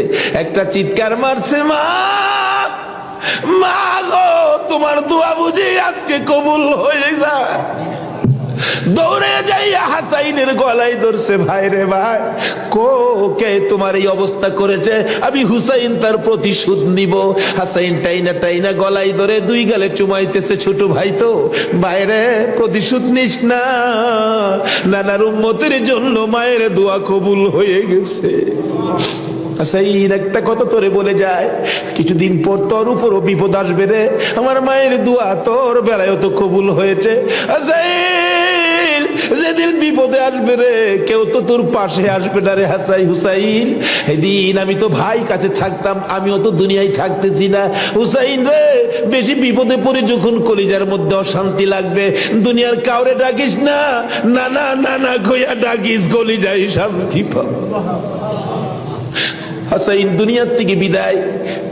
জি চক্রান্ত করে হুসাইনকে কিভাবে মারা যায়, হাসাইনকে মদিনায় ফালাইয়া, হুসাইনকে তো মদিনায় মারা যাবে না, চক্রান্ত করে ইবনে জিয়াদকে ডাক দিলেন। কুফা নগরীর গভর্নর, তুমি একটা কাজ করো, আমি ডাকলে তো আসবে না, কুফা নগরীর মানুষ দিয়া তুমি ডাইকা নিয়ে আসো হুসাইনকে কুফায়। কুফায় আনার পর হুসাইনকে আমরা শেষ করে দিব, আর আমাদের পথের কাটা থাকবে না। ইবনে জিয়াদ বলেন, কথা তো রাইট, চিঠি পাঠাও। চিঠি পাঠাইতে পাঠাইতে 40,000 চিঠি মদিনায় পাঠাইছে। হুসাইন চিঠি দেখে মুরব্বীদের কি বলতেছেন, চিঠি আসছে কুফায় যাইতে, যাবো কিনা বলেন। মুরব্বীরা চিঠি দেখে বলেন, হুসাইন রে, কুফার চিঠির রং ভালো দেখা যায়, কুফার তরবারির ব্যবহার ভালো হবে না। হুসাইন, আমরা অন্তত পক্ষে তোমাকে যেতে দিব না, হাসাইনের ব্যথাই তো আমরা বলতে পারি না, তোমাকে যেতে দিব না। 40,000 চিঠি, বলুন কয় হাজার চিঠি? মুরব্বীরা বলে এত চিঠি আছে, দাঁড়াও দেখি একটু পরামর্শ করে। একটা মিটিং করলেন, হুসাইনের পক্ষ থেকে কুফায় তোমরা কে যাইবা? আমাদের নিজেদের লোক যায়, হুসাইন পক্ষ থেকে একটা লোক কুফায় যায়, নিজেদের লোকের কোনো খবর যদি পায় তাহলে আমরা হুসাইনকে যেতে দিব, ও তাদের কথায় হুসাইনকে দেব না, আমরা নিজেরা পরিবেশ বুঝবো। কে যাইবা? একজন লোক দাঁড়াইলেন, ইতিহাস বলেন, যার নাম হলো মুসলিম বিন আকিল। মুসলিম বিন আকিল দাঁড়ায় বললেন, আমি যাব হুসাইনের পক্ষ থেকে। তার 2টা বাচ্চা ছিল, মোহাম্মদ ইব্রাহিম, সোনার পুতুলের মতো 2টা বাচ্চা, ছোট ছোট। বলে, আব্বা আপনি যদি চলে যান তাহলে আমরা তো মা নাই, আমরা কার কাছে থাকবো? তাদের মা মারা গেছে, কই থাকবো আমরা? তাইলে তোমরাও চলো। 3 জনের কাফেলা করে কুফা নগরীতে গিয়ে পৌঁছলেন হুসাইনের পক্ষ থেকে। হুসাইনের পক্ষের লোক পায়া কমপক্ষে 30,000 লোক হুসাইনের নামের উপর মুরিদ হইলেন, বাইয়াত গ্রহণ করলেন। ভাইসাব, বাইয়াত হওয়া, মুরিদ হওয়া সুন্নাত রাসূল। আবার কেউ কেউ আছে মুরিদ বাইয়াত লইয়া টিটকারি মস্কারি করে, বুঝে না ভাই সাহেব। পীরের কাছে মুরিদ হবেন, কত মজার খেলা যে খেলে, আল্লাহর ওলির আল্লাহর সাথে কত খেলা যে খেলে। আল্লাহ কই, এইটা নো ফতুয়া লাগাইস না, মাসলা লাগাইস না, এটা আমার খাট বান্দা, খাট জাগাত কোনো দলিল লাগে না, জোরে জোরে খান সুবহান। এক আলেম গেছে মুরিদ হইতো, হক্কানি এক পীর সাহেবের কাছে, এক আল্লাহর ওলির কাছে গিয়া, হুজুর মুরিদ হইতে আইছি। আলেম কইতেছে, বাবা মুরিদ যে হইতে আইছো, মুরিদ হইলে তো পীরের কথা মানুন লাগে। হুজুর পীরের কথা তো মানতে হবে, মানবো। তাহলে শুনো, আজকে তুমি এশারের নামাজটা পড়তে পারবা না। আচ্ছা, এই কথা কইলে কি আপনারা মানবেন? হগল পীরে কয় নামাজ পড়তে হইব, আপনি কোন নামাজ পড়তে পারবে না। আরে বাবা, সব সময় তো তুমি পড়বা, আজকের এশারের নামাজটা খালি তুমি বাদ দিবা। অন কেন কইছে? এটা তো শরীয়ত আর বুঝে না, কিন্তু মারফতলা তো জানে এর মধ্যে কিছু আছে। বলবো ভাই সাহেব, কষ্ট হইতেছে আপনাদের? হুজুর কোন কি? হ্যাঁ, আজকে এশারের নামাজটা পীরের কথা মানবা না? তা তো মানতে হবে। আচ্ছা ঠিক আছে, বাড়িতে যার কয় নামাজ যদি বাড়িতে পড়া লাই, আপনি কি হুজুর দেখবে? আমি তো সেই। আচ্ছা, যে বেটা পীর হইছে, এই বেটা কি খবর রাখে না? রাখে না? এই চিটাগাঙ্গের পীর আমরা ভৈরবের খবর রাখতে পারে না? বুঝে আসে না? যেমন সহজে বুঝতে গেলে একটা ঘটনা বলতে হয়, বলবো? আপনারা কচ্ছপ চিনেন? আপনারা কি করেন? এটা আরো কোন নাম আছে নি? কচ্ছপ কয়, কাসিম কয়, আমাদের এলাকায় কাকটাও কয়। কাঠটা কসম কাঠটিম যা আছে সব ঘুরে গেলা জিনিস একটা ওই কি কর এই কাঠটা নাকি কচ্ছপ নাকি বর্ষাকালে পানির সাথে গ্রামে গঞ্জে গ্রামের বাড়ি ঘরে যায় পানির সাথে আশ্রয় নেই, আসার সময় মাটির নিচে ডিম পাইরে আসে। কথাটা কি বুঝাইতে পারতেছি? মাটির নিচে ডিম পাইরে আসে, আসার সময় ডিমেরে বইলে আসে তোর জেডার সাথে আই পুরিস। কার সাথে আইতো? জেডা হইল জ্যৈষ্ঠ মাস, জ্যৈষ্ঠ মাসে প্রচন্ড বৃষ্টি হয়, তো বৃষ্টির পানিতে মাড়ি কাইটা যা, মাড়ি কাইটে গেলে ডিম ভাইরিব, বাচ্চা ফুটবো, এই কয়ে দেয় যে তোর জেডার সাথে আই পুরিস। এই 3.5 মাইল দূরে ডিম পাইরা বইলে আইছে জেডার সাথে আই পুরিস। ডিম তো ফুটতেই তো না। 3.5 মাইল দূরেতে আপনাদের কর্ণফুলী নদীর থেকে গিয়া ওই মাঝে মাঝে 3.5 মাইল ভিতরে ডিমের দিকে শীষ ধরে। 3.5 মাইল দূরের থেকে একটা কচ্ছপ যদি ডিমের উপরে তা দিয়া ডিমের বাচ্চা ফুটাইতে পারে, আল্লাহর বন্ধুরা 3,500 মাইল দূরে থাকলেও একটা মুরিদের দিকে এই নজর দিতে পারবে কিনা কোন তো? 3.5 মাইল দূরেতে ডিমের দিকে তা দেয় শীষ ধরে, এই তাই ডিম ফুইটা জ্যৈষ্ঠ মাসও জাড়ার লগে পানির সাথে বাইসাই। এই ক্ষমতা আল্লাহর ওলিদের আছে কিনা বলুন তো? এটা কে দিছে? আরো জোরে কোন? সে আল্লাহর ওলি বলছেন, বাবা আজকে এশারের নামাজটা পড়িস না, যা। যার কয় হুজুর পড়তাম না, তো কইলেন আপনার সাথে বাড়ি গিয়ে পয়রা লাইলে কি আর আপনি দেখবেন? আল্লাহর ওলি দেখবে কি না? বাড়ি গিয়ে কয় হুজুর কইছে নামাজটা ছাইরা দিতাম, হুজুরের কথা তো মানতে হবে, একবারে সব না ছাইরা খালি ফরজটা পয়রা লাই, একবারে কেমনে বাদ দিলাই, সারা জীবন নামাজ পড়লাম, আজকে নামাজটা কেমনে বাদ দিলাই, শুধু ফরজটা পইরা ঘুমাই রইছে। রাত্রে নবীজি আইসা ডাকতেছে, কিরে আজকে আমার সুন্নত ছেড়ে দিলি? পীরের কথা হই না কি করলাম, আফসোস। অথচ কোন খেলা খেলাইছে এটা গেলাম, হ্যাঁ হনো বুঝছে না।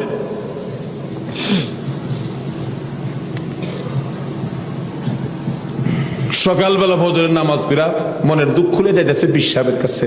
পিসাব দূরে থেকে কয় কি ফেজ বুঝি লাগছে, তাহলে বুঝা গেল খবর পিসাবের কাছে। হুজুর আর কথা কইেন না, আপনি না করছেন নামাজ পড়তাম, কত তুই বেটা নামাজ পড়ছস কে? আরে কই কি আমি নামাজ পড়ছি না পড়ছি আপনি জানেন কেমনে? বেটা খালি সুন্নতটা বাদ দিছস, তোর খেয়াল নাই ফরজটা যে পড়ছস আমি কি জানি না মনে করছস? হুজুর ফেরে লাইছে, হুজুর কি ফেস হইছে জানেন কি?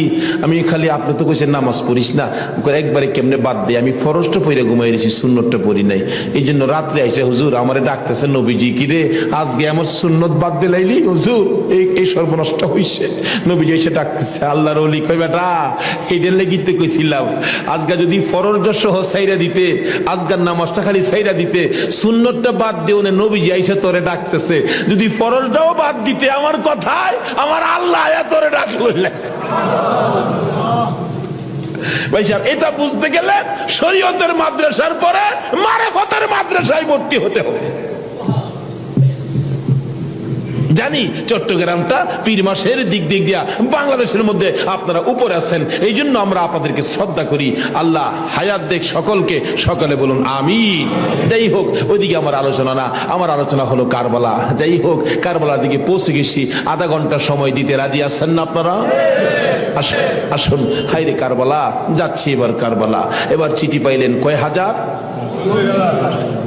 মুসলিম বিন আকিল চলে গেলেন, 30,000 লোক মুরিদ হলেন, বাইয়াত গ্রহণ করলেন। খালি কয় মুসলিম বিন আকিল হুসেইনকে কুফায় আনেন না, আমরা হুসেইনকে দেখতাম।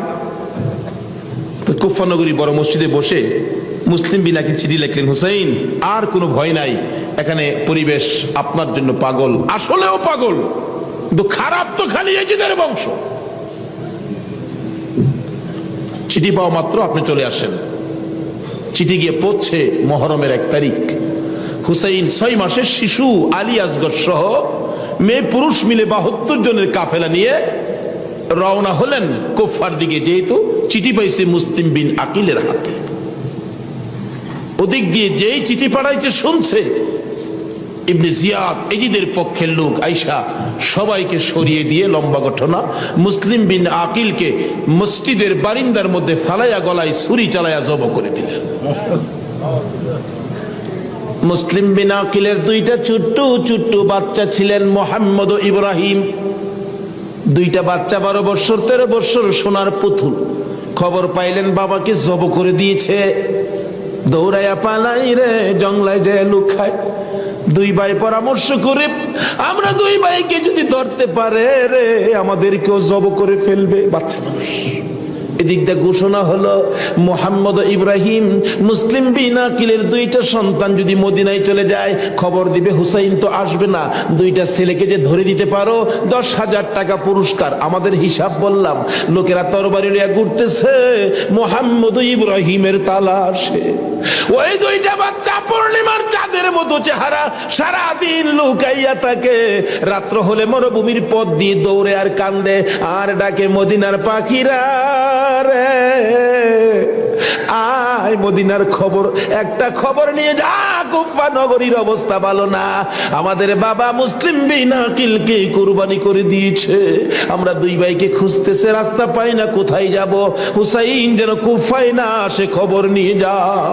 এভাবে 1 দিন 1 রাত, 2 দিন 2 রাত, 3 দিন পার হইয়া 3 রাত্রের বেলা 2টা ভাই একটা খেজুরের বাগানের মধ্যে বসেছিল, রাত্রে দৌড়াবে মদিনায় যাবে, কিন্তু পেটের খিদা, পানির পিপাসা, আর হাঁটতে পারে না। ছোট ভাইটা বড় ভাইয়ের গলায় ধরে কাঁদতেছে, ভাই কলিজা শুকাইয়া গেছে রে, একটা কাজ সামনে যাইতে পারবো না।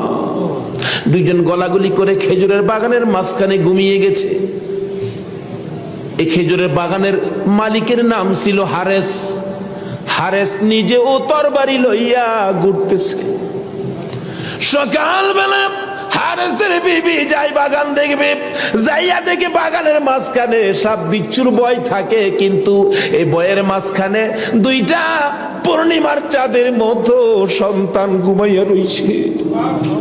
আস্তে আস্তে কাছে যাইয়া ছোট্ট ভাইটার মাথায় হাত দিলে, চোখ খুলে দেখি কুফার মহিলা, চিৎকার মারছে, ভাই গো আর ঘুমাইস না, কুফাবাসী আমরার খবর পেয়ে ফেলছে, মদিনায় বুঝি আর যাওয়া হবে না,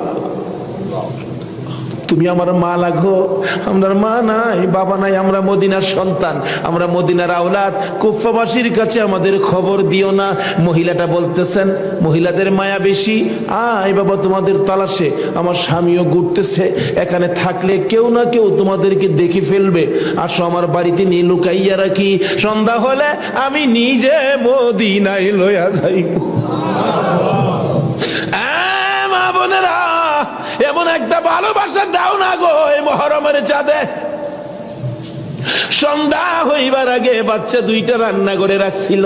ছোট্ট ভাইটা ঘুম থেকে উঠে বসে বসে কান্দে, মা মা কই। বড় ভাইটা ঘুম থেকে উঠে ডাকে, কান্দিস না রে, কান্দার আওয়াজ শুনলে আমাদের জীবন থাকবে না। এমন সময় হারেস দৌড়ে আসছে ঘরের মধ্যে খানা খাওয়ার জন্য। খানা খাইতে বসে ডাকতেছে, বিবি গো জলদি করে খানা দে, কে জানি পুরস্কারের বাগি হইয়া যায়। এমন সময় রান্না করে কান্দার আওয়াজ শুনলে ডাকতেছে, বিবি রান্না করে কে কান্দে? বিবি বলেন, তোমার ঘরে নয়, অন্য ঘরে কান্দে। বিবি রে, আমার ঘরে কান্দার আওয়াজ শোনা যায়। বিবি মিথ্যা কথা কোস, আমার ঘরে কান্দা। বিবি বলেন, তোমার ঘরে নয়, কুফাবাসীর সন্তানেরা কান্দে। হারেস বলেন, বিবি রে, কুফাবাসীর কান্দা এত সুন্দর না। বাসন ধাক্কা দিয়ে সরাইয়া তরবারিটা লইয়া ওইটা দাঁড়াইলে বিবি পিছন দিয়ে আনজে ধরেছে, স্বামী আর সামনে যাও না, হে মদিনার ময়নাদের গলায় ছুরি দিও না। তোমার যদি মারতে চাই গো স্বামী, আমার গলাটা পেতে দিলাম, আমার গলাটা কাইটা দাও। না না, মানবো না। দৌড়ে যাইয়া রান্নাঘরের দরজায় দাঁড়াইয়া দেখে 2টা পূর্ণিমার চাঁদ উদয় হইয়া রইছে। তরবারিটা দেখে ছোট্ট ভাইটা চিৎকার মারছে, বাবা গো খইয়া। বড় ভাইটা কান্দে, কান্দিস না, আমার বাবা গেল যেইভাবে রে আমরাও যাইব সেইভাবে। এইভাবে যারা জীবন দিয়েছে সেটাই হলো আমার আল্লাহর রাস্তা। দুই ভাইকে ধরে মুরগির বাচ্চার মতো শেষরাইয়া বাহির করে যাইতে যাইতে যাইতে যাইতে একটু পরে পরে ছোট্ট ভাইটা জিগায়, হারেস রে আমরা রে মেরে ফেলবে রে, মারিস নাই, আমরার মা নাই, আমরার বাবা নাই। আকাশের দিকে তাকাইয়া ডাকে, আরে আকাশের পাখিরা রে আয় একটা খবর নিয়া হুসাইনের কাছে পৌঁছে দে, হুসাইন যেন কুফায় না আসে। রওনা হলেন, যাইতে যাইতে সন্ধ্যা হয়ে যায়, পুরাত নদীর কিনার দিয়ে যাচ্ছে। হারেস ভাবতেছে, দুইটা সন্তান, দুইটা ছেলে জীবিত যদি নিয়ে যায়, আমার চেয়ে শক্তিশালী কেউ আয়সা যদি আমার কাছ থেকে নিয়ে যায়, পুরস্কার আমি পাবো না, বরঞ্চ জব করে দুইটা মাথা খালি নিলেই তো হয়। দুইটা ভাইকে জব করার জন্য প্রস্তুতি নিলে ছুরির দিকে তাকাইয়া তাকাইয়া বাচ্চারা কান্দে। ছোট্ট ভাইটাকে জমিনে শুয়াইছে, গলাটা কাটবে, লাফ মেরে উইটা গেছে। বড় ভাইটাকে শুয়াইছে, উইটা গেছে। আবার জোর করে জমিনে শুয়াইয়া ছোট্ট ভাইটাকে বুকের উপর পাড়া দিয়া ধরছে, মাথার মধ্যে চাপা দিয়ে ধরে গলাটাই ছুরি চালাবে, ছুরির নিচে তাইকা কানতেছে, হুসাইন আইসো না গো, কারবালায় আইসো না, এই কুফা নগরীতে আইসো না, কুফার মানুষের তরবারির ব্যবস্থা ভালো না। গলা কেটে দিলেন বড় ভাইটারে, গলা কেটে দুইটা ভাইকে দুই দিকে ধাক্কাইয়া পুরাত নদীতে ফেলে দিলেন, মাথা ছাড়া বডিখানি ফেলে দিয়ে মাথা রুমালের প্যাকেট করে রওনা হলে শুনে পিছন দিয়ে আবার ডাকতেছে, হারেস রে আমরা দুই ভাইয়ের মারিস না। হারেস বলেন, মাথা কেটে নিয়ে আসলাম। আবার ডাকে কে? পিছনে যাইয়া দেখে দুই দিকে দুইটা বডি লাশ ছিল। দুইটা ভাই আবার একসাথে হইয়া এক ভাই আরেক ভাইয়ের আনজাইয়া ধরে রাখছে। আমার আল্লাহ বলেছে, আমার রাস্তায় যারা জীবন দেয় রে তারা মরে না, তারা মরে না রে, তারা জীবিত। এই দুই ভাই প্রমাণ করে দিলেন তারা জীবিত। ওদিকে যায় না, ওদিক দিয়ে যাইতেছে এজিদের দরবারে পুরস্কার আনবে। এদিক দিয়া ইমাম হুসাইন 72 জনের কাফেলা লইয়া গো আস্তে আস্তে কারবালার জমিনে এসে পৌঁছে সন্ধ্যা হয়ে যায়। রাস্তা চিনে না। হুসাইন বলেন, তাবু গাড়ো, সকালবেলা কুফার দিকে রওনা হব। তাবু গাড়তে গেলে জমিনে কূপ দেয়, মাটির থেকে রক্ত বাহির হয়, গাছের ডালে আঘাত করে গাছের ডাল থেকে রক্ত বাহির হয়। সঙ্গীরা বলেন, হুসাইন ব্যাপারটা বুঝতে পারতেছি না। হুসাইন বলেন, রাখো রাখো, এখানে কি কাউরে পাই কিনা জিজ্ঞেস করলেন, এই জায়গাটার নাম কি? একজন লোক বলেন, আপনারা কোত্থেকে আসছেন? আমরা মদিনার থেকে আসছি। এই জায়গাটার নাম কি? জায়গাটার নাম কারবুলা। হুসাইন একটা চিৎকার মারছে, সঙ্গীরা রে তাবু গাড়ো। আমার নানা বলেছে রে, নানার উম্মতের জন্য আমি হুসাইন কারবালাই নাকি শহীদ হব। মুহররমের 7 তারিখ তাবু গাড়লেন। সন্ধ্যা হইলে তাবু গাড়লে রাত্র শেষ হওয়ার আগে 4000 এডিদি শুনল নিরস্ত্র মুসলমানের চারপাশে ঘেরাও করেছে। আজকে সেই নিরস্ত্র মুসলমানের উপর ইরাকের জমিনে বলুন তো আক্রমণ হচ্ছে কিনা? সকালবেলা ডাকে, হুসাইন যুদ্ধ করো। হুসাইন বলেন, আমি তো যুদ্ধ করতে আসি নাই, বেড়াইতে আসছি। যেতে দেখো চিঠি পাই আসছি বেড়াইতে, কোনো কথা মানবো না, যুদ্ধ করো। 1 দিন 2 দিন 3 দিন পার হইয়া মুহররমের 9 তারিখ দিবাগত 10 তারিখের রাত্রে শেষ চিন্তাধারা। হুসাইন তাবুর বাতিরা জ্বালায় বলতেছেন, তোমরা কথা শোনো। কি এখানে অবস্থা ভালো দেখা যায় না, যুদ্ধ করার তো কিছু নাই, তোমরা আমার একটা কথা শোনো। কি? বাতিটা নিবাই দিলেন। নিবাই দিয়া বলতেছেন, যে যেদিক দিয়া পারো কারবালা ছাইরা তোমার নিজেদের জান বাঁচাও, কিন্তু হুসাইন কারবালায় শহীদ নানার উম্মতের নাজাতের জন্য। সারা রাত কান্নাকাটি। পারবা? 9 তারিখ দিবাগত রাত্রে টিভির বার্তাটা বন্ধ রাখতে, রেডিওর চাবিটা বন্ধ রাখতে। হুসাইন কারবালাই সমস্ত লোকদেরকে 72 জনের কাফেলা নিয়ে কান্দে, আর আমরা সেই তারিখে টিভি চালাই। কিসের মহব্বত আর কিসের মায়া আর কিসের নামাজ তুমি পড়েছো?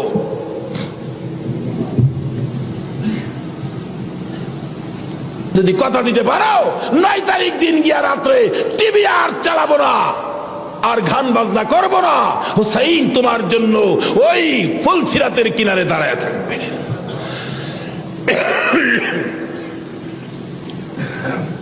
সকাল হয়ে যায়, ফজর আজান দিলে নামাজ পড়ে, নামাজ পড়লেন। এত বিপদ তারপরও হুসাইন নামাজ ছাড়ে না পড়ে। তাহলে বোঝা গেল এই নামাজ ছাড়া গেলে হুসাইনকে পাবো না। নামাজ পড়ে কোরআন শরীফ পড়তে বসছেন, এমন সময় শাহরবানু 6 মাসের বাচ্চাটা নিয়ে ডাকতেছেন, স্বামী স্বামী গো 3 দিন পর্যন্ত খানা পিনা কিচ্ছু নাই তাবুতে, এই মরুভূমির গরমের তাপে বাচ্চাটার কলিজা পর্যন্ত শুকায় গেছে, দেখো জিহ্বাটা নাড়াইতে পারতেছে না, 6 মাস কথা বলতে পারে না, তো একটু পানি যদি খাওয়াইতে পারো মনে হয় বাচ্চাটা বেঁচে যাবে, না হয়তো বাচ্চাটা মরে যাবে। হুসাইন কো দাও দাও দাও, কুলে নিয়ে কাঁদতেছে আর ডাকতেছে, এই যদি সৈন্যরা রে এরকম বাচ্চা তো তোদেরও আছে, দুষ করলে আমরা করছি, এত কোনো দুষ করে নাই, একটু পানি বাচ্চাটারে দে, আমার নানা না হইলে কিচ্ছুই হইতো না, এই পানি হইতো না, আজকে আমার নানার আওলাদ মারা যাবে পানির জন্য, একটু পানি দে, অনুরোধ তোদের কাছে একটু পানি বাচ্চাটারে দে, আমাদেরকে দরকার নাই, বাচ্চাটারে দে। এইভাবে ডাকতেছে আর যাইতেছে।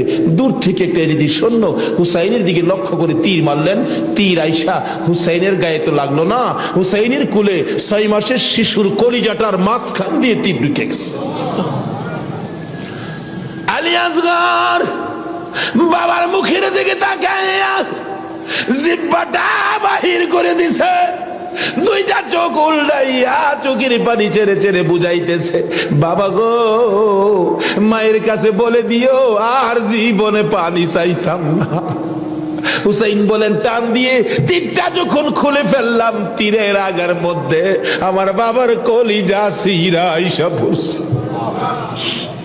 মৃত শিশু কুলে লইয়া তাবুর পাশে যাইয়া লম্বা ঘটনা ডাকতেছে, ও শাহরবানু কোথায়? কেন?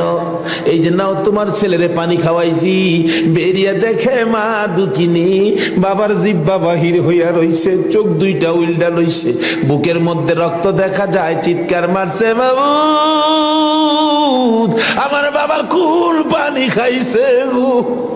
এই জমিনে যে নবীর জন্য সব বানাইছো সেই নবীর উম্মত পানি পায় না, তীর খায়া মরে আর কলিজা মনে না। এইভাবে কাঁদতেছিলেন। মুহররমের 10 তারিখ সকালবেলা আলী আকবর 18 বছরের পালোয়ান দৌড়াই আসছেন। মা কেন কান্দো? দেখাইলেন, দেখো তোমার 6 মাসের ছোট্ট ভাইয়ের অবস্থা। আলী আকবর দেখে আর সহ্য করতে পারে না, রক্ত হাতে নিয়ে বলতেছেন, মাবুদ গো এ রক্ত ছুঁয়ে কসম খাইলাম এটি দিয়ে সৈন্যরে ছাড়বো না। যুদ্ধ শুরু হয়ে যায় মুহররমের 10 তারিখ। আলী আকবর যুদ্ধ করতে করতে পিপাসিত ক্লান্ত হইয়া তাবুতে ফিরে আইসে ডাকতেছেন, মা মা 1 গ্লাস পানি যদি খাওয়াইতে পারো কথা দিলাম সমস্ত কারবালার সৈন্য এই যদি সৈন্য ওদেরকে আমি খতম করে ফেলবো। মা চোখের পানি ছেড়ে ছেড়ে বলেন, আলী আকবর রে পানি যদি থাকতো তোর ভাই কি তীর খায়া মরতো?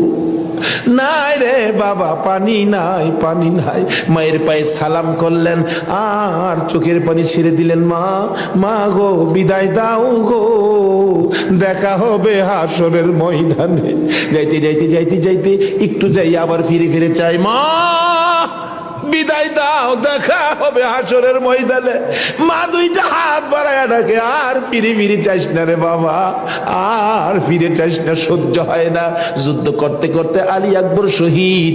এইভাবে পুরুষ যারা ছিল সব শহীদ, শুধুমাত্র বাকি জয়নাল আবদিন বিমারি আর ইমাম হুসাইন। হুসাইন তরবারিটা নিয়ে পোশাক পরে তৈয়ার হলেন। জয়নাল আবদিন দাঁড়াইতে পারে না, পড়ে যায়। তারপরেও ডাকে, হুসাইন গো তুমি যাইও না, আমি জয়নাল যাব। বিমারি উঠতে পারে না, তবু হুসাইনের পক্ষে যাইতে চায়। আর আমরা শক্তিশালী হইয়াও হুসাইনের পক্ষে যাইতে চায় না। এবার বলতেছেন, জয়নাল রে তুমি যাইও না, তুমি যদি যুদ্ধের ময়দানে শহীদ হয়ে যাও নবীর বংশের বাতি টুকুন কে জ্বালাবে। হুসাইন যুদ্ধে চলে যায়। লম্বা ঘটনা সংক্ষেপ করে দিলাম। মুহররমের 10 তারিখ যুদ্ধ করতে করতে তীরের আঘাত বল্লমের আঘাত লাগে আর রক্ত জর্জর করে পড়ে, রক্তে জামা ভিজে যায়, গোড়ার পিঠ পর্যন্ত লাল হয়ে যায়। আরে রক্তে লালে লাল হইল কারবালার ময়দান, বলুন রক্তে লালে লাল হইল। শহীদ হলো ইমাম হুসেন নবীর জানের জান, শহীদ হলো ইমাম হুসেন নবীর জানের জান। রক্তে লালে লাল হইল কারবালার ময়দান, হায়রে রক্তে লালে লাল হইল। এজিদ সেনা সীমার এসে হুসাইনের বুকে বসে, এজিদ সেনা সীমার এসে হুসাইনের বুকে বসে, ছুরি দিয়ে কাটে গলা বাঁচে না আর প্রাণ, ছুরি দিয়ে কাটে গলা বাঁচে না আর প্রাণ। রক্তে লালে লাল হইল কারবালার ময়দান, হায়রে রক্তে লালে লাল হইল। দুধের শিশু আলিয়াস ঘরে পানি চাইলো মায়ের দ্বারে, দুধের শিশু আলিয়াস ঘরে পানি চাইলো মায়ের দ্বারে, পানি পানি বলে সে যে দিয়ে গেল প্রাণ, পানি পানি বলে সে যে দিয়ে গেল প্রাণ। রক্তে লালে লাল হইল কারবালার ময়দান, হায়রে রক্তে লালে লাল হইল। শহীদ হলো ইমাম হুসেন নবীর জানের জান, শহীদ হলো ইমাম হুসেন নবীর জানের জান। রক্তে লালে লাল হইল কারবালার ময়দান, হায়রে রক্তে লালে লাল হইল। বলতেছিলাম হুসেন সমস্ত শরীর থেকে রক্ত ঝরে ঝরে দুর্বল হয়ে যায়, পানির পিপাসিত ক্লান্ত হইয়া গোড়ার থেকে নেমে যায়, পুরাত নদীর পুনার কিনারে যাইয়া একটু পানি হাতে নেয় খাওয়ার জন্য, হাতে নেয় পানি হয়ে যায় রক্ত। হুসাইন কান্দে, মাবুদ গো আমার নানা না হইলে কিছু হইতো না, আমার নানা না হইলে জগতের কিছু হতো না, পানিও হতো না। আজকে নানার বংশ নানার আওলাদ পানি পায় না, আমি হুসাইন পানি খাবো না। এবার দৌড়া যাইয়া আবার চাইলেন গুড়ার উপরে উঠবো, যুদ্ধ করবে। হুসাইন গুড়ার উপরে উঠতে চায়, শরীর দুর্বল, গুড়ার উপরে উঠতে পারে না, বারবার চেষ্টা করে উঠতে পারে না। অবশেষে গুড়ার উপরে পিঠটার মধ্যে হাতটা দিয়ে মাথাটা ফালাইয়া কাঁদতেছে, বাবু আমার নানার উম্মতের জন্য মায়ের দোয়া বুঝি কবুল হয়ে গেছে। বহু চেষ্টা করলেন, ঘোড়ার পিঠের উপরে আর উঠতে পারে না। দৌড়া এসে সীমার ধাক্কা দিয়ে জমিনে ফালাইয়া বুকের উপর চড়ে বসছে। হুসাইন বলেন, সীমার রে, আমার নানা বলেছে রে কারবালায় শহীদ হব, আমার নানার উম্মতের মুক্তি পাবো। সীমার আজকে জুমার দিন আমার 2 রাকাত জুমার নামাজ পড়ার সুযোগ দে। ও নবীর উম্মতেরা, নবীর আশেকেরা, হুসাইনের আশেকেরা গো, এই 2 রাকাত নামাজ জুমার নামাজ ছাইরো না, আমার নবীর শাফায়াত নসিব হবে না। রক্তে লাল হইয়া যদি হুসাইন 2 রাকাত জুমার নামাজ পড়তে পারে গো, আজকাল থেকে কথা দিতে হবে জীবনে কোনোদিন জুমার নামাজ ছাড়তে পারবা না। জুমার নামাজ আদায় করতে সময়টুকুন দিলে নামাজ শুরু করে দিলেন। রুকু সিজদার কাজ শেষ করে তাশাহুদে বসে সালাম ফিরানের আগ পর্যন্ত কাছাকাছি বসে বসে এজিদি সৈন্যরা নামাজের ভিতরে প্রত্যক্ষদর্শীরা বলেন, এক একটা করে তীর মারে হুসাইনের গায়ে। ডান দিক দিয়ে যদি তীরটা মারতো, বাম দিক দিয়া বেরিয়ে যাইতো, সামনে দিয়া মারলে পিছন দিয়া বেরিয়ে যায়। এই কিসিমের তীর গো, নামাজের ভিতরে বাহুতুরটা তীর লাগাইছে। হুসাইন সালামটা ফিরাইয়া নানা গো, নানা গো কইয়া কালতে কালতে জমিনে গড়াগড়ি শুরু করে দিলে। নিষ্ঠুর পাষাণ এই যদি সৈন্যের সীমার গলা কাইটা মাথা আলাদা করে নিয়ে গেছে। হুসাইন শহীদ হয়ে যায়। ওদিকে দিয়ে ডাকতেছে। মুহররমের 10 তারিখ সন্ধ্যা যখন হয়ে গেল, উম্মে সালমা বলেন, আমি মাগরিবের পর থেকে শুনতেছি নবীর রওজার চারপাশে কে যেন হাউ মাউ করে কাঁদতেছে। মনে বড় অশান্তি, কিসের কান্দার আওয়াজ, দৌড়ায় যাইলাম, যাইয়া দেখি কোনো মানুষ দেখি না, কে যেন কান্দে। এশারের নামাজ পড়ে আমি উম্মে সালমা ঘুমের ঘরে ঘুমিয়ে গেলাম। এমন সময় দেখি আল্লাহর বন্ধু কানতে কানতে কোত্থেকে যেন আসতেছে। কাছাকাছি আসার পরে দেখি আবার রাসূলের গায়ে রক্ত মাখা মাটি দেখা যায়। উম্মে সালমা বলেন, হুজুর কেন কান্দেন রক্ত মাখা মাটি শরীরে লইয়া? আমার নবী বলেন, উম্মে সালমা রে, বোতলের মাটির দিকে তাকাইয়া দেখ, বোতলের মাটির অবস্থাগুলো দেখ। উম্মে সালমা বলেন, তাকাইয়া দেখি বোতলের মাটি লাল হয়ে গেছে। আবার রাসূল বলেন, উম্মে সালমা রে, আমার হুসাইন কারবালায় নাই রে, কারবালায় না। উম্মে সালমা বলেন, প্রশ্ন করলাম, ইয়া রাসূলুল্লাহ, হুসাইন তো কারবালায় শহীদ, আপনার রওজার পাশে কাঁদলো কে জানতে চাই। আমার নবী বলেন, আরে উম্মে সালমা, আমার হুসাইন যখন কারবালার জমিনে তীরের আঘাতে নানা কইয়া ডাক মারছে রে, আমি নবী রওজার থেকে বাহির হইয়া দৌড় মারছি। ওই সময় রহমতের ফেরেশতারা আমার রওজার পাশে বসে বসে কাঁদছে। আমি কারবালায় যাইয়া দেখি আমার হুসাইন তীরের আঘাতে রে নানা নানা কইয়া গড়াগড়ি করে। আমি হুসাইনকে আনজায়া ধরছি।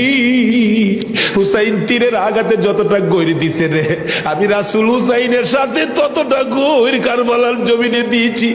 এই হুসাইনের রক্ত কারবালার মাটিতে পড়েছে, এই রক্ত মাখা মাটি আমি নবীর গায়ে লাগছে।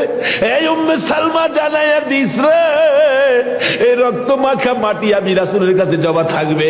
আসরের জমিন যেদিন কায়েম হবে, আমি আমার মাওলার দরবারে হুসাইনের রক্ত মাখা মাটিগুলি তুলে ধরবো। মাবুদ, আমার মেয়ে ফাতেমা সন্তান কুরবানি করেছে আমার উম্মতের নাজাতের জন্য।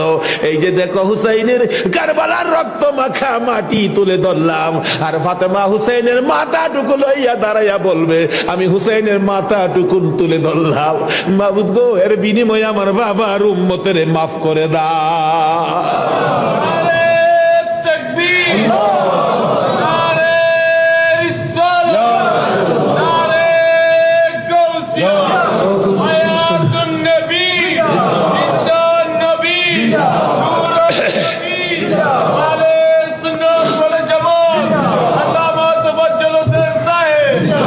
ভাই সাহেব, এই যদি হয় হুসাইনের রক্ত আমাদের নাজাত, এই যদি হয় ফাতেমার সন্তান কুরবানি করে আমাদের জন্য, রাসূল যদি এত কষ্ট করে আমাদের জন্য, এই আহলে পুরো তাশাহুদ পড়িয়ে তারপরে উঠবেন, আপনি তাৎক্ষণিকভাবে উঠে যাবেন না। কোন সময় প্রথম বইটাকে আপনার আত্মায়তু পুরো শেষ হয় নাই, ইমাম সাহেব উঠে গেছে, আপনি পুরো আত্মায়তু পড়ে উঠবেন। শেষ বইটাকে আপনার দোয়া মাসুরা দুরূদ শরীফ পড়া হয় নাই, ইমাম সাহেব সালাম ফিরিয়ে দিয়েছে, আপনি শেষটুক সবটুক পড়বেন না, সাথে সাথে সালাম ফিরিয়ে দেবেন। কারণ ইমামের অনুসরণ করা ওয়াজিব, আর যেটুক বাকি রয়েছে তা হলো সুন্নত। সুন্নত আদায় করতে যাই ওয়াজিব তরক করা যাবে না। কথা কি বোঝা গেছে? খেয়াল রাখবেন মা বোনরা, নামাজের ওয়াজিবগুলো শিখবেন। নামাজের ওয়াজিব একটা ফরজ মহিলাদেরকে ছুটে যায়, খুব ইম্পর্টেন্ট একটা ফরজ ছুটে যায়, সেটা হলো গরমকালে হয়তো বেশিরভাগ এইরকম ঘটনা বেশি ঘটে। নামাজে দাঁড়াইছে ফ্যানের তলে, ফ্যানের বাতাসে ঘুরতে ঘুরতে ঘুরতে ঘুরতে গাইতে মাথাতে কাপড় ফেলাই দিছে। মাথার চুল লম্বা এক হাত চুলের আধা হাত হলো অর্ধেক, অঙ্গের অর্ধেক। যদি আধা হাতের থেকে 1 ইঞ্চি হাফ ইঞ্চি বেশি পরিমাণ কাপড়ের বাইরে বেরোয় যায় নামাজের মধ্যে, আর বেরোইয়ে যদি কাপড়ের বাইরে যায়, যদি সুবহান রাব্বিল আযীম সুবহান রাব্বিল আযীম সুবহান রাব্বিল আযীম একটু টাইম যদি কাপড়ের বাইরে খোলা থাকে, তাহলে নামাজ বাতিল। পুরুষের নামাজের ভিতরে শুধু চুল বলছি, তেমনি হাত কেন পর্যন্ত যদি নামাজের বাইরে বেরোয় যায়, কাপড়ের বাইরে বেরোয় যায় নামাজের মধ্যে, তাহলে 3 তসবিহ পরিমাণ কাপড়ের বাইরে থাকলে নামাজ বাতিল। মহিলা আত্মায়তুতি বসছে, 2 বছরের বাচ্চা একটা বাইরে ছিল, সে আইসিয়া নিঃশ্বাস যাচ্ছে, মার্গার কাপড় টাইন দিয়ে সরাইয়ে দুধ খা শুরু হয়ে দিতেছে, নামাজ বাতিল। আপনি হাঁটু চিবিয়ে ধরলে কাজ হবে না। পুরুষরা আছে আমার যুবক ভাইরা, বিশেষ করে যারা জিন্সের প্যান্ট পরে, গেঞ্জি দেওয়ার প্যান্ট দিয়ে সমান সমান দাঁড়ানো থাকলি, নামাজে যে যখন রুকুতি যায় তখন টান খাইয়ে গেঞ্জিটা এদিক সরিয়ে আসে, প্যান্টটা ওইদিক সরিয়ে চলে যায়, ফাঁসাইতে আইদাতখানিক বার হয়ে যায়। হাসেন কে? এরকম ভাষা দেখছেন না আপনারা? দুই একটা প্রায় মসজিদে গেলে দুই একটা ভাষা এরম দেখা যায়। এই পাশা বের করে এইভাবে নামাজ পড়লে নামাজ হবে না, নামাজ হবে না। ফরজ ডাকা পুরুষের 70 টাকা ফরজ, নাভির উপরে এপাশ ওপাশ সবটুক হাঁটুর নিচে পর্যন্ত, এইটুক মূল ফরজ। পুরুষের গায়ে কাপড় না থাকলেও নামাজ হবে, মাথায় টুপি না থাকলেও নামাজ হবে, সুন্নত তরকের সাথে নামাজ হবে। কিন্তু নাভির উপরের থেকে হাঁটুর নিচ পর্যন্ত একেবারে এপাশ ওপাশ সব পাশের যে কোনো সাইডে থেকে 1 ইঞ্চি আধা ইঞ্চি পরিমাণ বেরোয় যদি 3 তসবিহ পরিমাণ টাইম খোলা থাকে নামাজের মধ্যে, নামাজ বাতিল হয়ে যাবে। মাজলিসু ফিকিন খায়রুম মিন ইবাদাতি 60 সানা। এর একটা মাসালা আপনাকে জানতে হবে, একটা মাসালার দাম 60 বছর নফল নামাজ ও রোজার চাইতে বেশি। ফাদলুল আলিমি আলাল আবিদে কাফাদলি আলা আদনাকুম। নবী পাক বলেন, জাননেওয়ালা আর না জাননেওয়ালার পার্থক্য কেমন? আমি আর আমার 100 লক্ষ সাহাবার ভিতরে সবচাইতে ছোট সাহাবার ভিতরে দূরত্ব যেমন, জাননেওয়ালা আর না জাননেওয়ালার মধ্যে ওইরকম দূরত্ব। কাজেই মাসালাগুলো আপনাকে শিখতে হবে, একদিনে সব শেখানো সম্ভব না। এর জন্য দাওয়াত ও তাবলীগের মেহনতের সময় লাগান, মসজিদের ইমাম সাহেবরে নিয়ে বসেন, প্রত্যেকের বাড়ি বাংলা বেশ তিজোর কিনে নেন। আহকামে জিন্দেগি হযরত মাওলানা হিমায়েত সাহেব দামাত বরকাতুহুল আলিয়ার লেখা আহকামে জিন্দেগি, এরপরে বাংলা বেশ তিজোর কিনে নিজে পড়েন, বাড়ির মেয়ে ছেলেদেরকে দিয়ে পড়ান। আসতেছে রমজান মাস, আসতেছে শবে বরাত, শবে বরাতে রাত্রে জেগে ইবাদত করবেন, দিনে রোজা রাখবেন। একটা রাত ইবাদত আর একটা রোজা, এ জায়গা রোজা দুইটা না, রোজা হবে একটা। রাতের বেলা ইবাদত, দিনের বেলা রোজা। হালুয়া রুটি কোনো ইবাদত না, গোস্ত খাওয়া খাই কোনো ইবাদত না। আমাদের ওইখানে রেডি হয়ে গেছে, দেখলাম গরু কয়টা কেনার জন্য মোসে তাও দিচ্ছে। এই গরু নিয়ে কাটাকাটি কামলা কামলি করতে করতে করতে করতে সবে বরাত শেষ, খাওয়া খাই পর্যন্ত শেষ। নামাজ কালামের কাছেই যাবে না, হালুয়া রুটি ইবাদত না। দান খয়রাত করবেন, মানুষকে দেবেন, আজকে দেন, কালকে রুটি বানায় দিয়ে দেন। ওই রাতটা হবে ইবাদত, দিনটা হবে রোজা। কতক্ষণ? সামনে আসতেছে রমজান মাস, রোজা রাখবেন তো? রমজান মাসে রোজা রাখবেন, রোজা রাখবেন, রোজা ফরজ। ফামান শাহিদা মিনকুমুশ শাহরা ফালিয়াসুম। রমজান মাস পাইলে রোজা রাখবো, দান খয়রাত বেশি করবো রমজান মাসে। আল্লাহ পাক আমাদের তৌফিক দান করেন, বলেন আমিন। মসজিদের কাজ চলতেছে, কাজের জন্য তাআওয়ানু আলাল বিররি ওয়াত তাকওয়া, একে অপরকে সাহায্য করা। আপনাদের মসজিদ কমপ্লিট হয়ে গেছে, বাস আর লাগবে না। যদিও অসম্পূর্ণ থাকে, সেদিনও একটা মাহফিল মিলেবেন, এলাকার মানুষ যাবে, অল্প অল্প করে কিছু কিছু দিতে দিতে আপনাদের ওটাও কমপ্লিট হয়ে যাবে।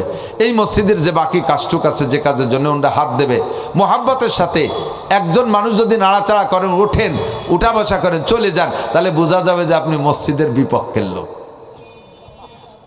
এই মসজিদের কাজের কথা শুনে বিরক্ত লাগতেছে, হ্যাঁ তো কোনো আজকাল শুনছি ভালোই লাগছে, আর এবার করলো যে কালেকশন করবে না, তার মধ্যে আবার শুরু হয়ে দিতেছে। আমি তো কইছি একটাও কালেকশন করবো না, 1 টাকা দিতে নিষেধ করছি, বেশি বেশি টাকা দিতে নিষেধ করিনি। সবচাইতে বড় ভালো জায়গা, দানের জায়গা, এটা হলো আল্লাহর ঘর। কার ঘর? মসজিদ কার ঘর? কার ঘর? আল্লাহ নবী বলেন, মান বানা মাসজিদাল লিল্লাহ বানাল্লাহু লাহু বাইতান ফিল জান্নাহ। যদি জান্নাতের ভিতরে ঘর বিশ্বাস হয়, বানাইতে চান, তাহলে মসজিদের ভিতরে আপনার তৌফিক অনুযায়ী একটা ইট কিনার টাকা দেন, আল্লাহ আপনার জান্নাতের মধ্যে উঁচু বালাখানা বানায় দিবেন, সোনার উপর ইটের বিল্ডিং দিয়ে দিবেন। এখনই তৌফিক নাই, রমজান মাসে দিয়ে না। আর মাত্র কয়দিন আছে রমজান মাসে, তো 20-22 দিন, 20 দিন 20-22 দিন থাকতে পারে। এরপরে রমজান মাস চলে আসতেছে ইনশাআল্লাহ। 1 টাকা রমজান মাসে দিলে অন্য মাসের 70 থেকে 700 টাকা পর্যন্ত দেওয়ার নেকি পাওয়া যাবে। আজকে লেখায় দিয়ে যান, ওই সময় দিয়ে দিয়েন, আল্লাহ যদি তৌফিক দেয়। 1000 টাকা আল্লাহর ঘর।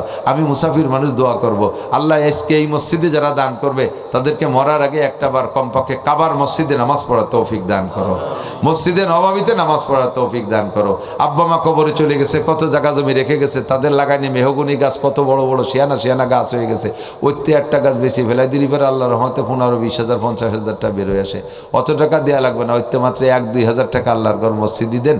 আল্লাহ তাআলা বেহেশতের ভিতরে বিল্ডিং আপনার আব্বা মারে বানায় দেবে, আপনার জনি বানাবে, দুনিয়ার অভাব অনটন দূর করে দেবে। কোনো আল্লাহর বান্দা থাকলে মোহব্বতের সাথে 1000 টাকা, আমি বেশি চাচ্ছি না, বেশি অঙ্ক ধরি নেই, মাত্র 1000 টাকার কয়েকজন মানুষ লেখেন। কি নাম ভাই? হুমায়ুন কবির। হুমায়ুন কবির 1000 টাকা। আল্লাহ দান কবুল করেন, হালালভাবে অনেক টাকার মালিক বানায় দেন। মক্কা মদিনা না দেখা দুনিয়া থেকে নিয়েন না, জোরে বলেন আমিন। আল্লাহ যে গারে হেরা দিয়ে শুরু করছি, গারে হেরা সবাইকে দেখার তৌফিক দান করো।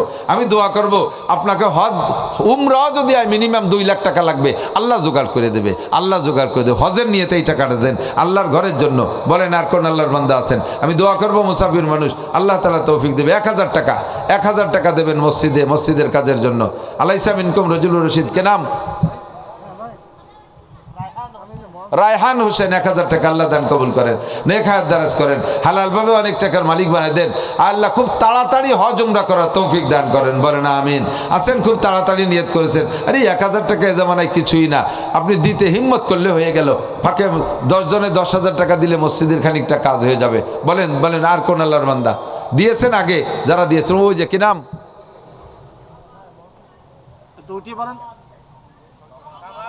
কামাল উদ্দিন, 1000 টাকা আল্লাহ দান কবুল। 3 জন পাইছে আলহামদুলিল্লাহ। 10 জন মানুষ হোক আর 7 জন মানুষ লাগবে, আল্লাহ কামাল উদ্দিনকে হালাল ভাবে অনেক টাকার মালিক বানায় দাও, সুস্থতার সাথে লম্বা হায়াত দাও, বারবার মক্কা মদিনা জিয়ারত নসিব করো, নেক সন্তানের আব্বা বানাই দিও, জোরে বলেন আমিন। আছেন কোন আল্লাহর বান্দা সন্তান মাদ্রাসায় দিয়েছেন, দোয়া করবো আল্লাহ হাক্কানি আলেম বানায় দেবে। চাকরি বাকরির আশায় ঘুরতেছে, দোয়া করবো আল্লাহ তাআলা ভালো চাকরির ব্যবস্থা করে দেবে। অসুখ বিসুখে আছেন, ডাক্তার দেখায় সুস্থ হচ্ছেন না, দোয়া করবো আল্লাহ তাআলা সুস্থ করে দেবেন। আছেন কোন আল্লাহর বান্দা আর 1000 টাকা, 1000 টাকা, 1000 টাকা রজুলের রশিদ কে আছেন? 1000 টাকা মহাব্বতের সাথে দিনের জন্য, আল্লাহর ঘর মসজিদের জন্য দেবেন। কে আছেন? 1000 টাকা। আল্লাহ তৌফিক দান করুন। এখনই দেয়া লাগবেন, আপনি এখন কিছুদিন পরে দিয়েন, রমজানেই না দিয়েন। আছেন আর কেউ? আর কেউ আছেন? কি নাম? সুমন, সুমন 1000 না।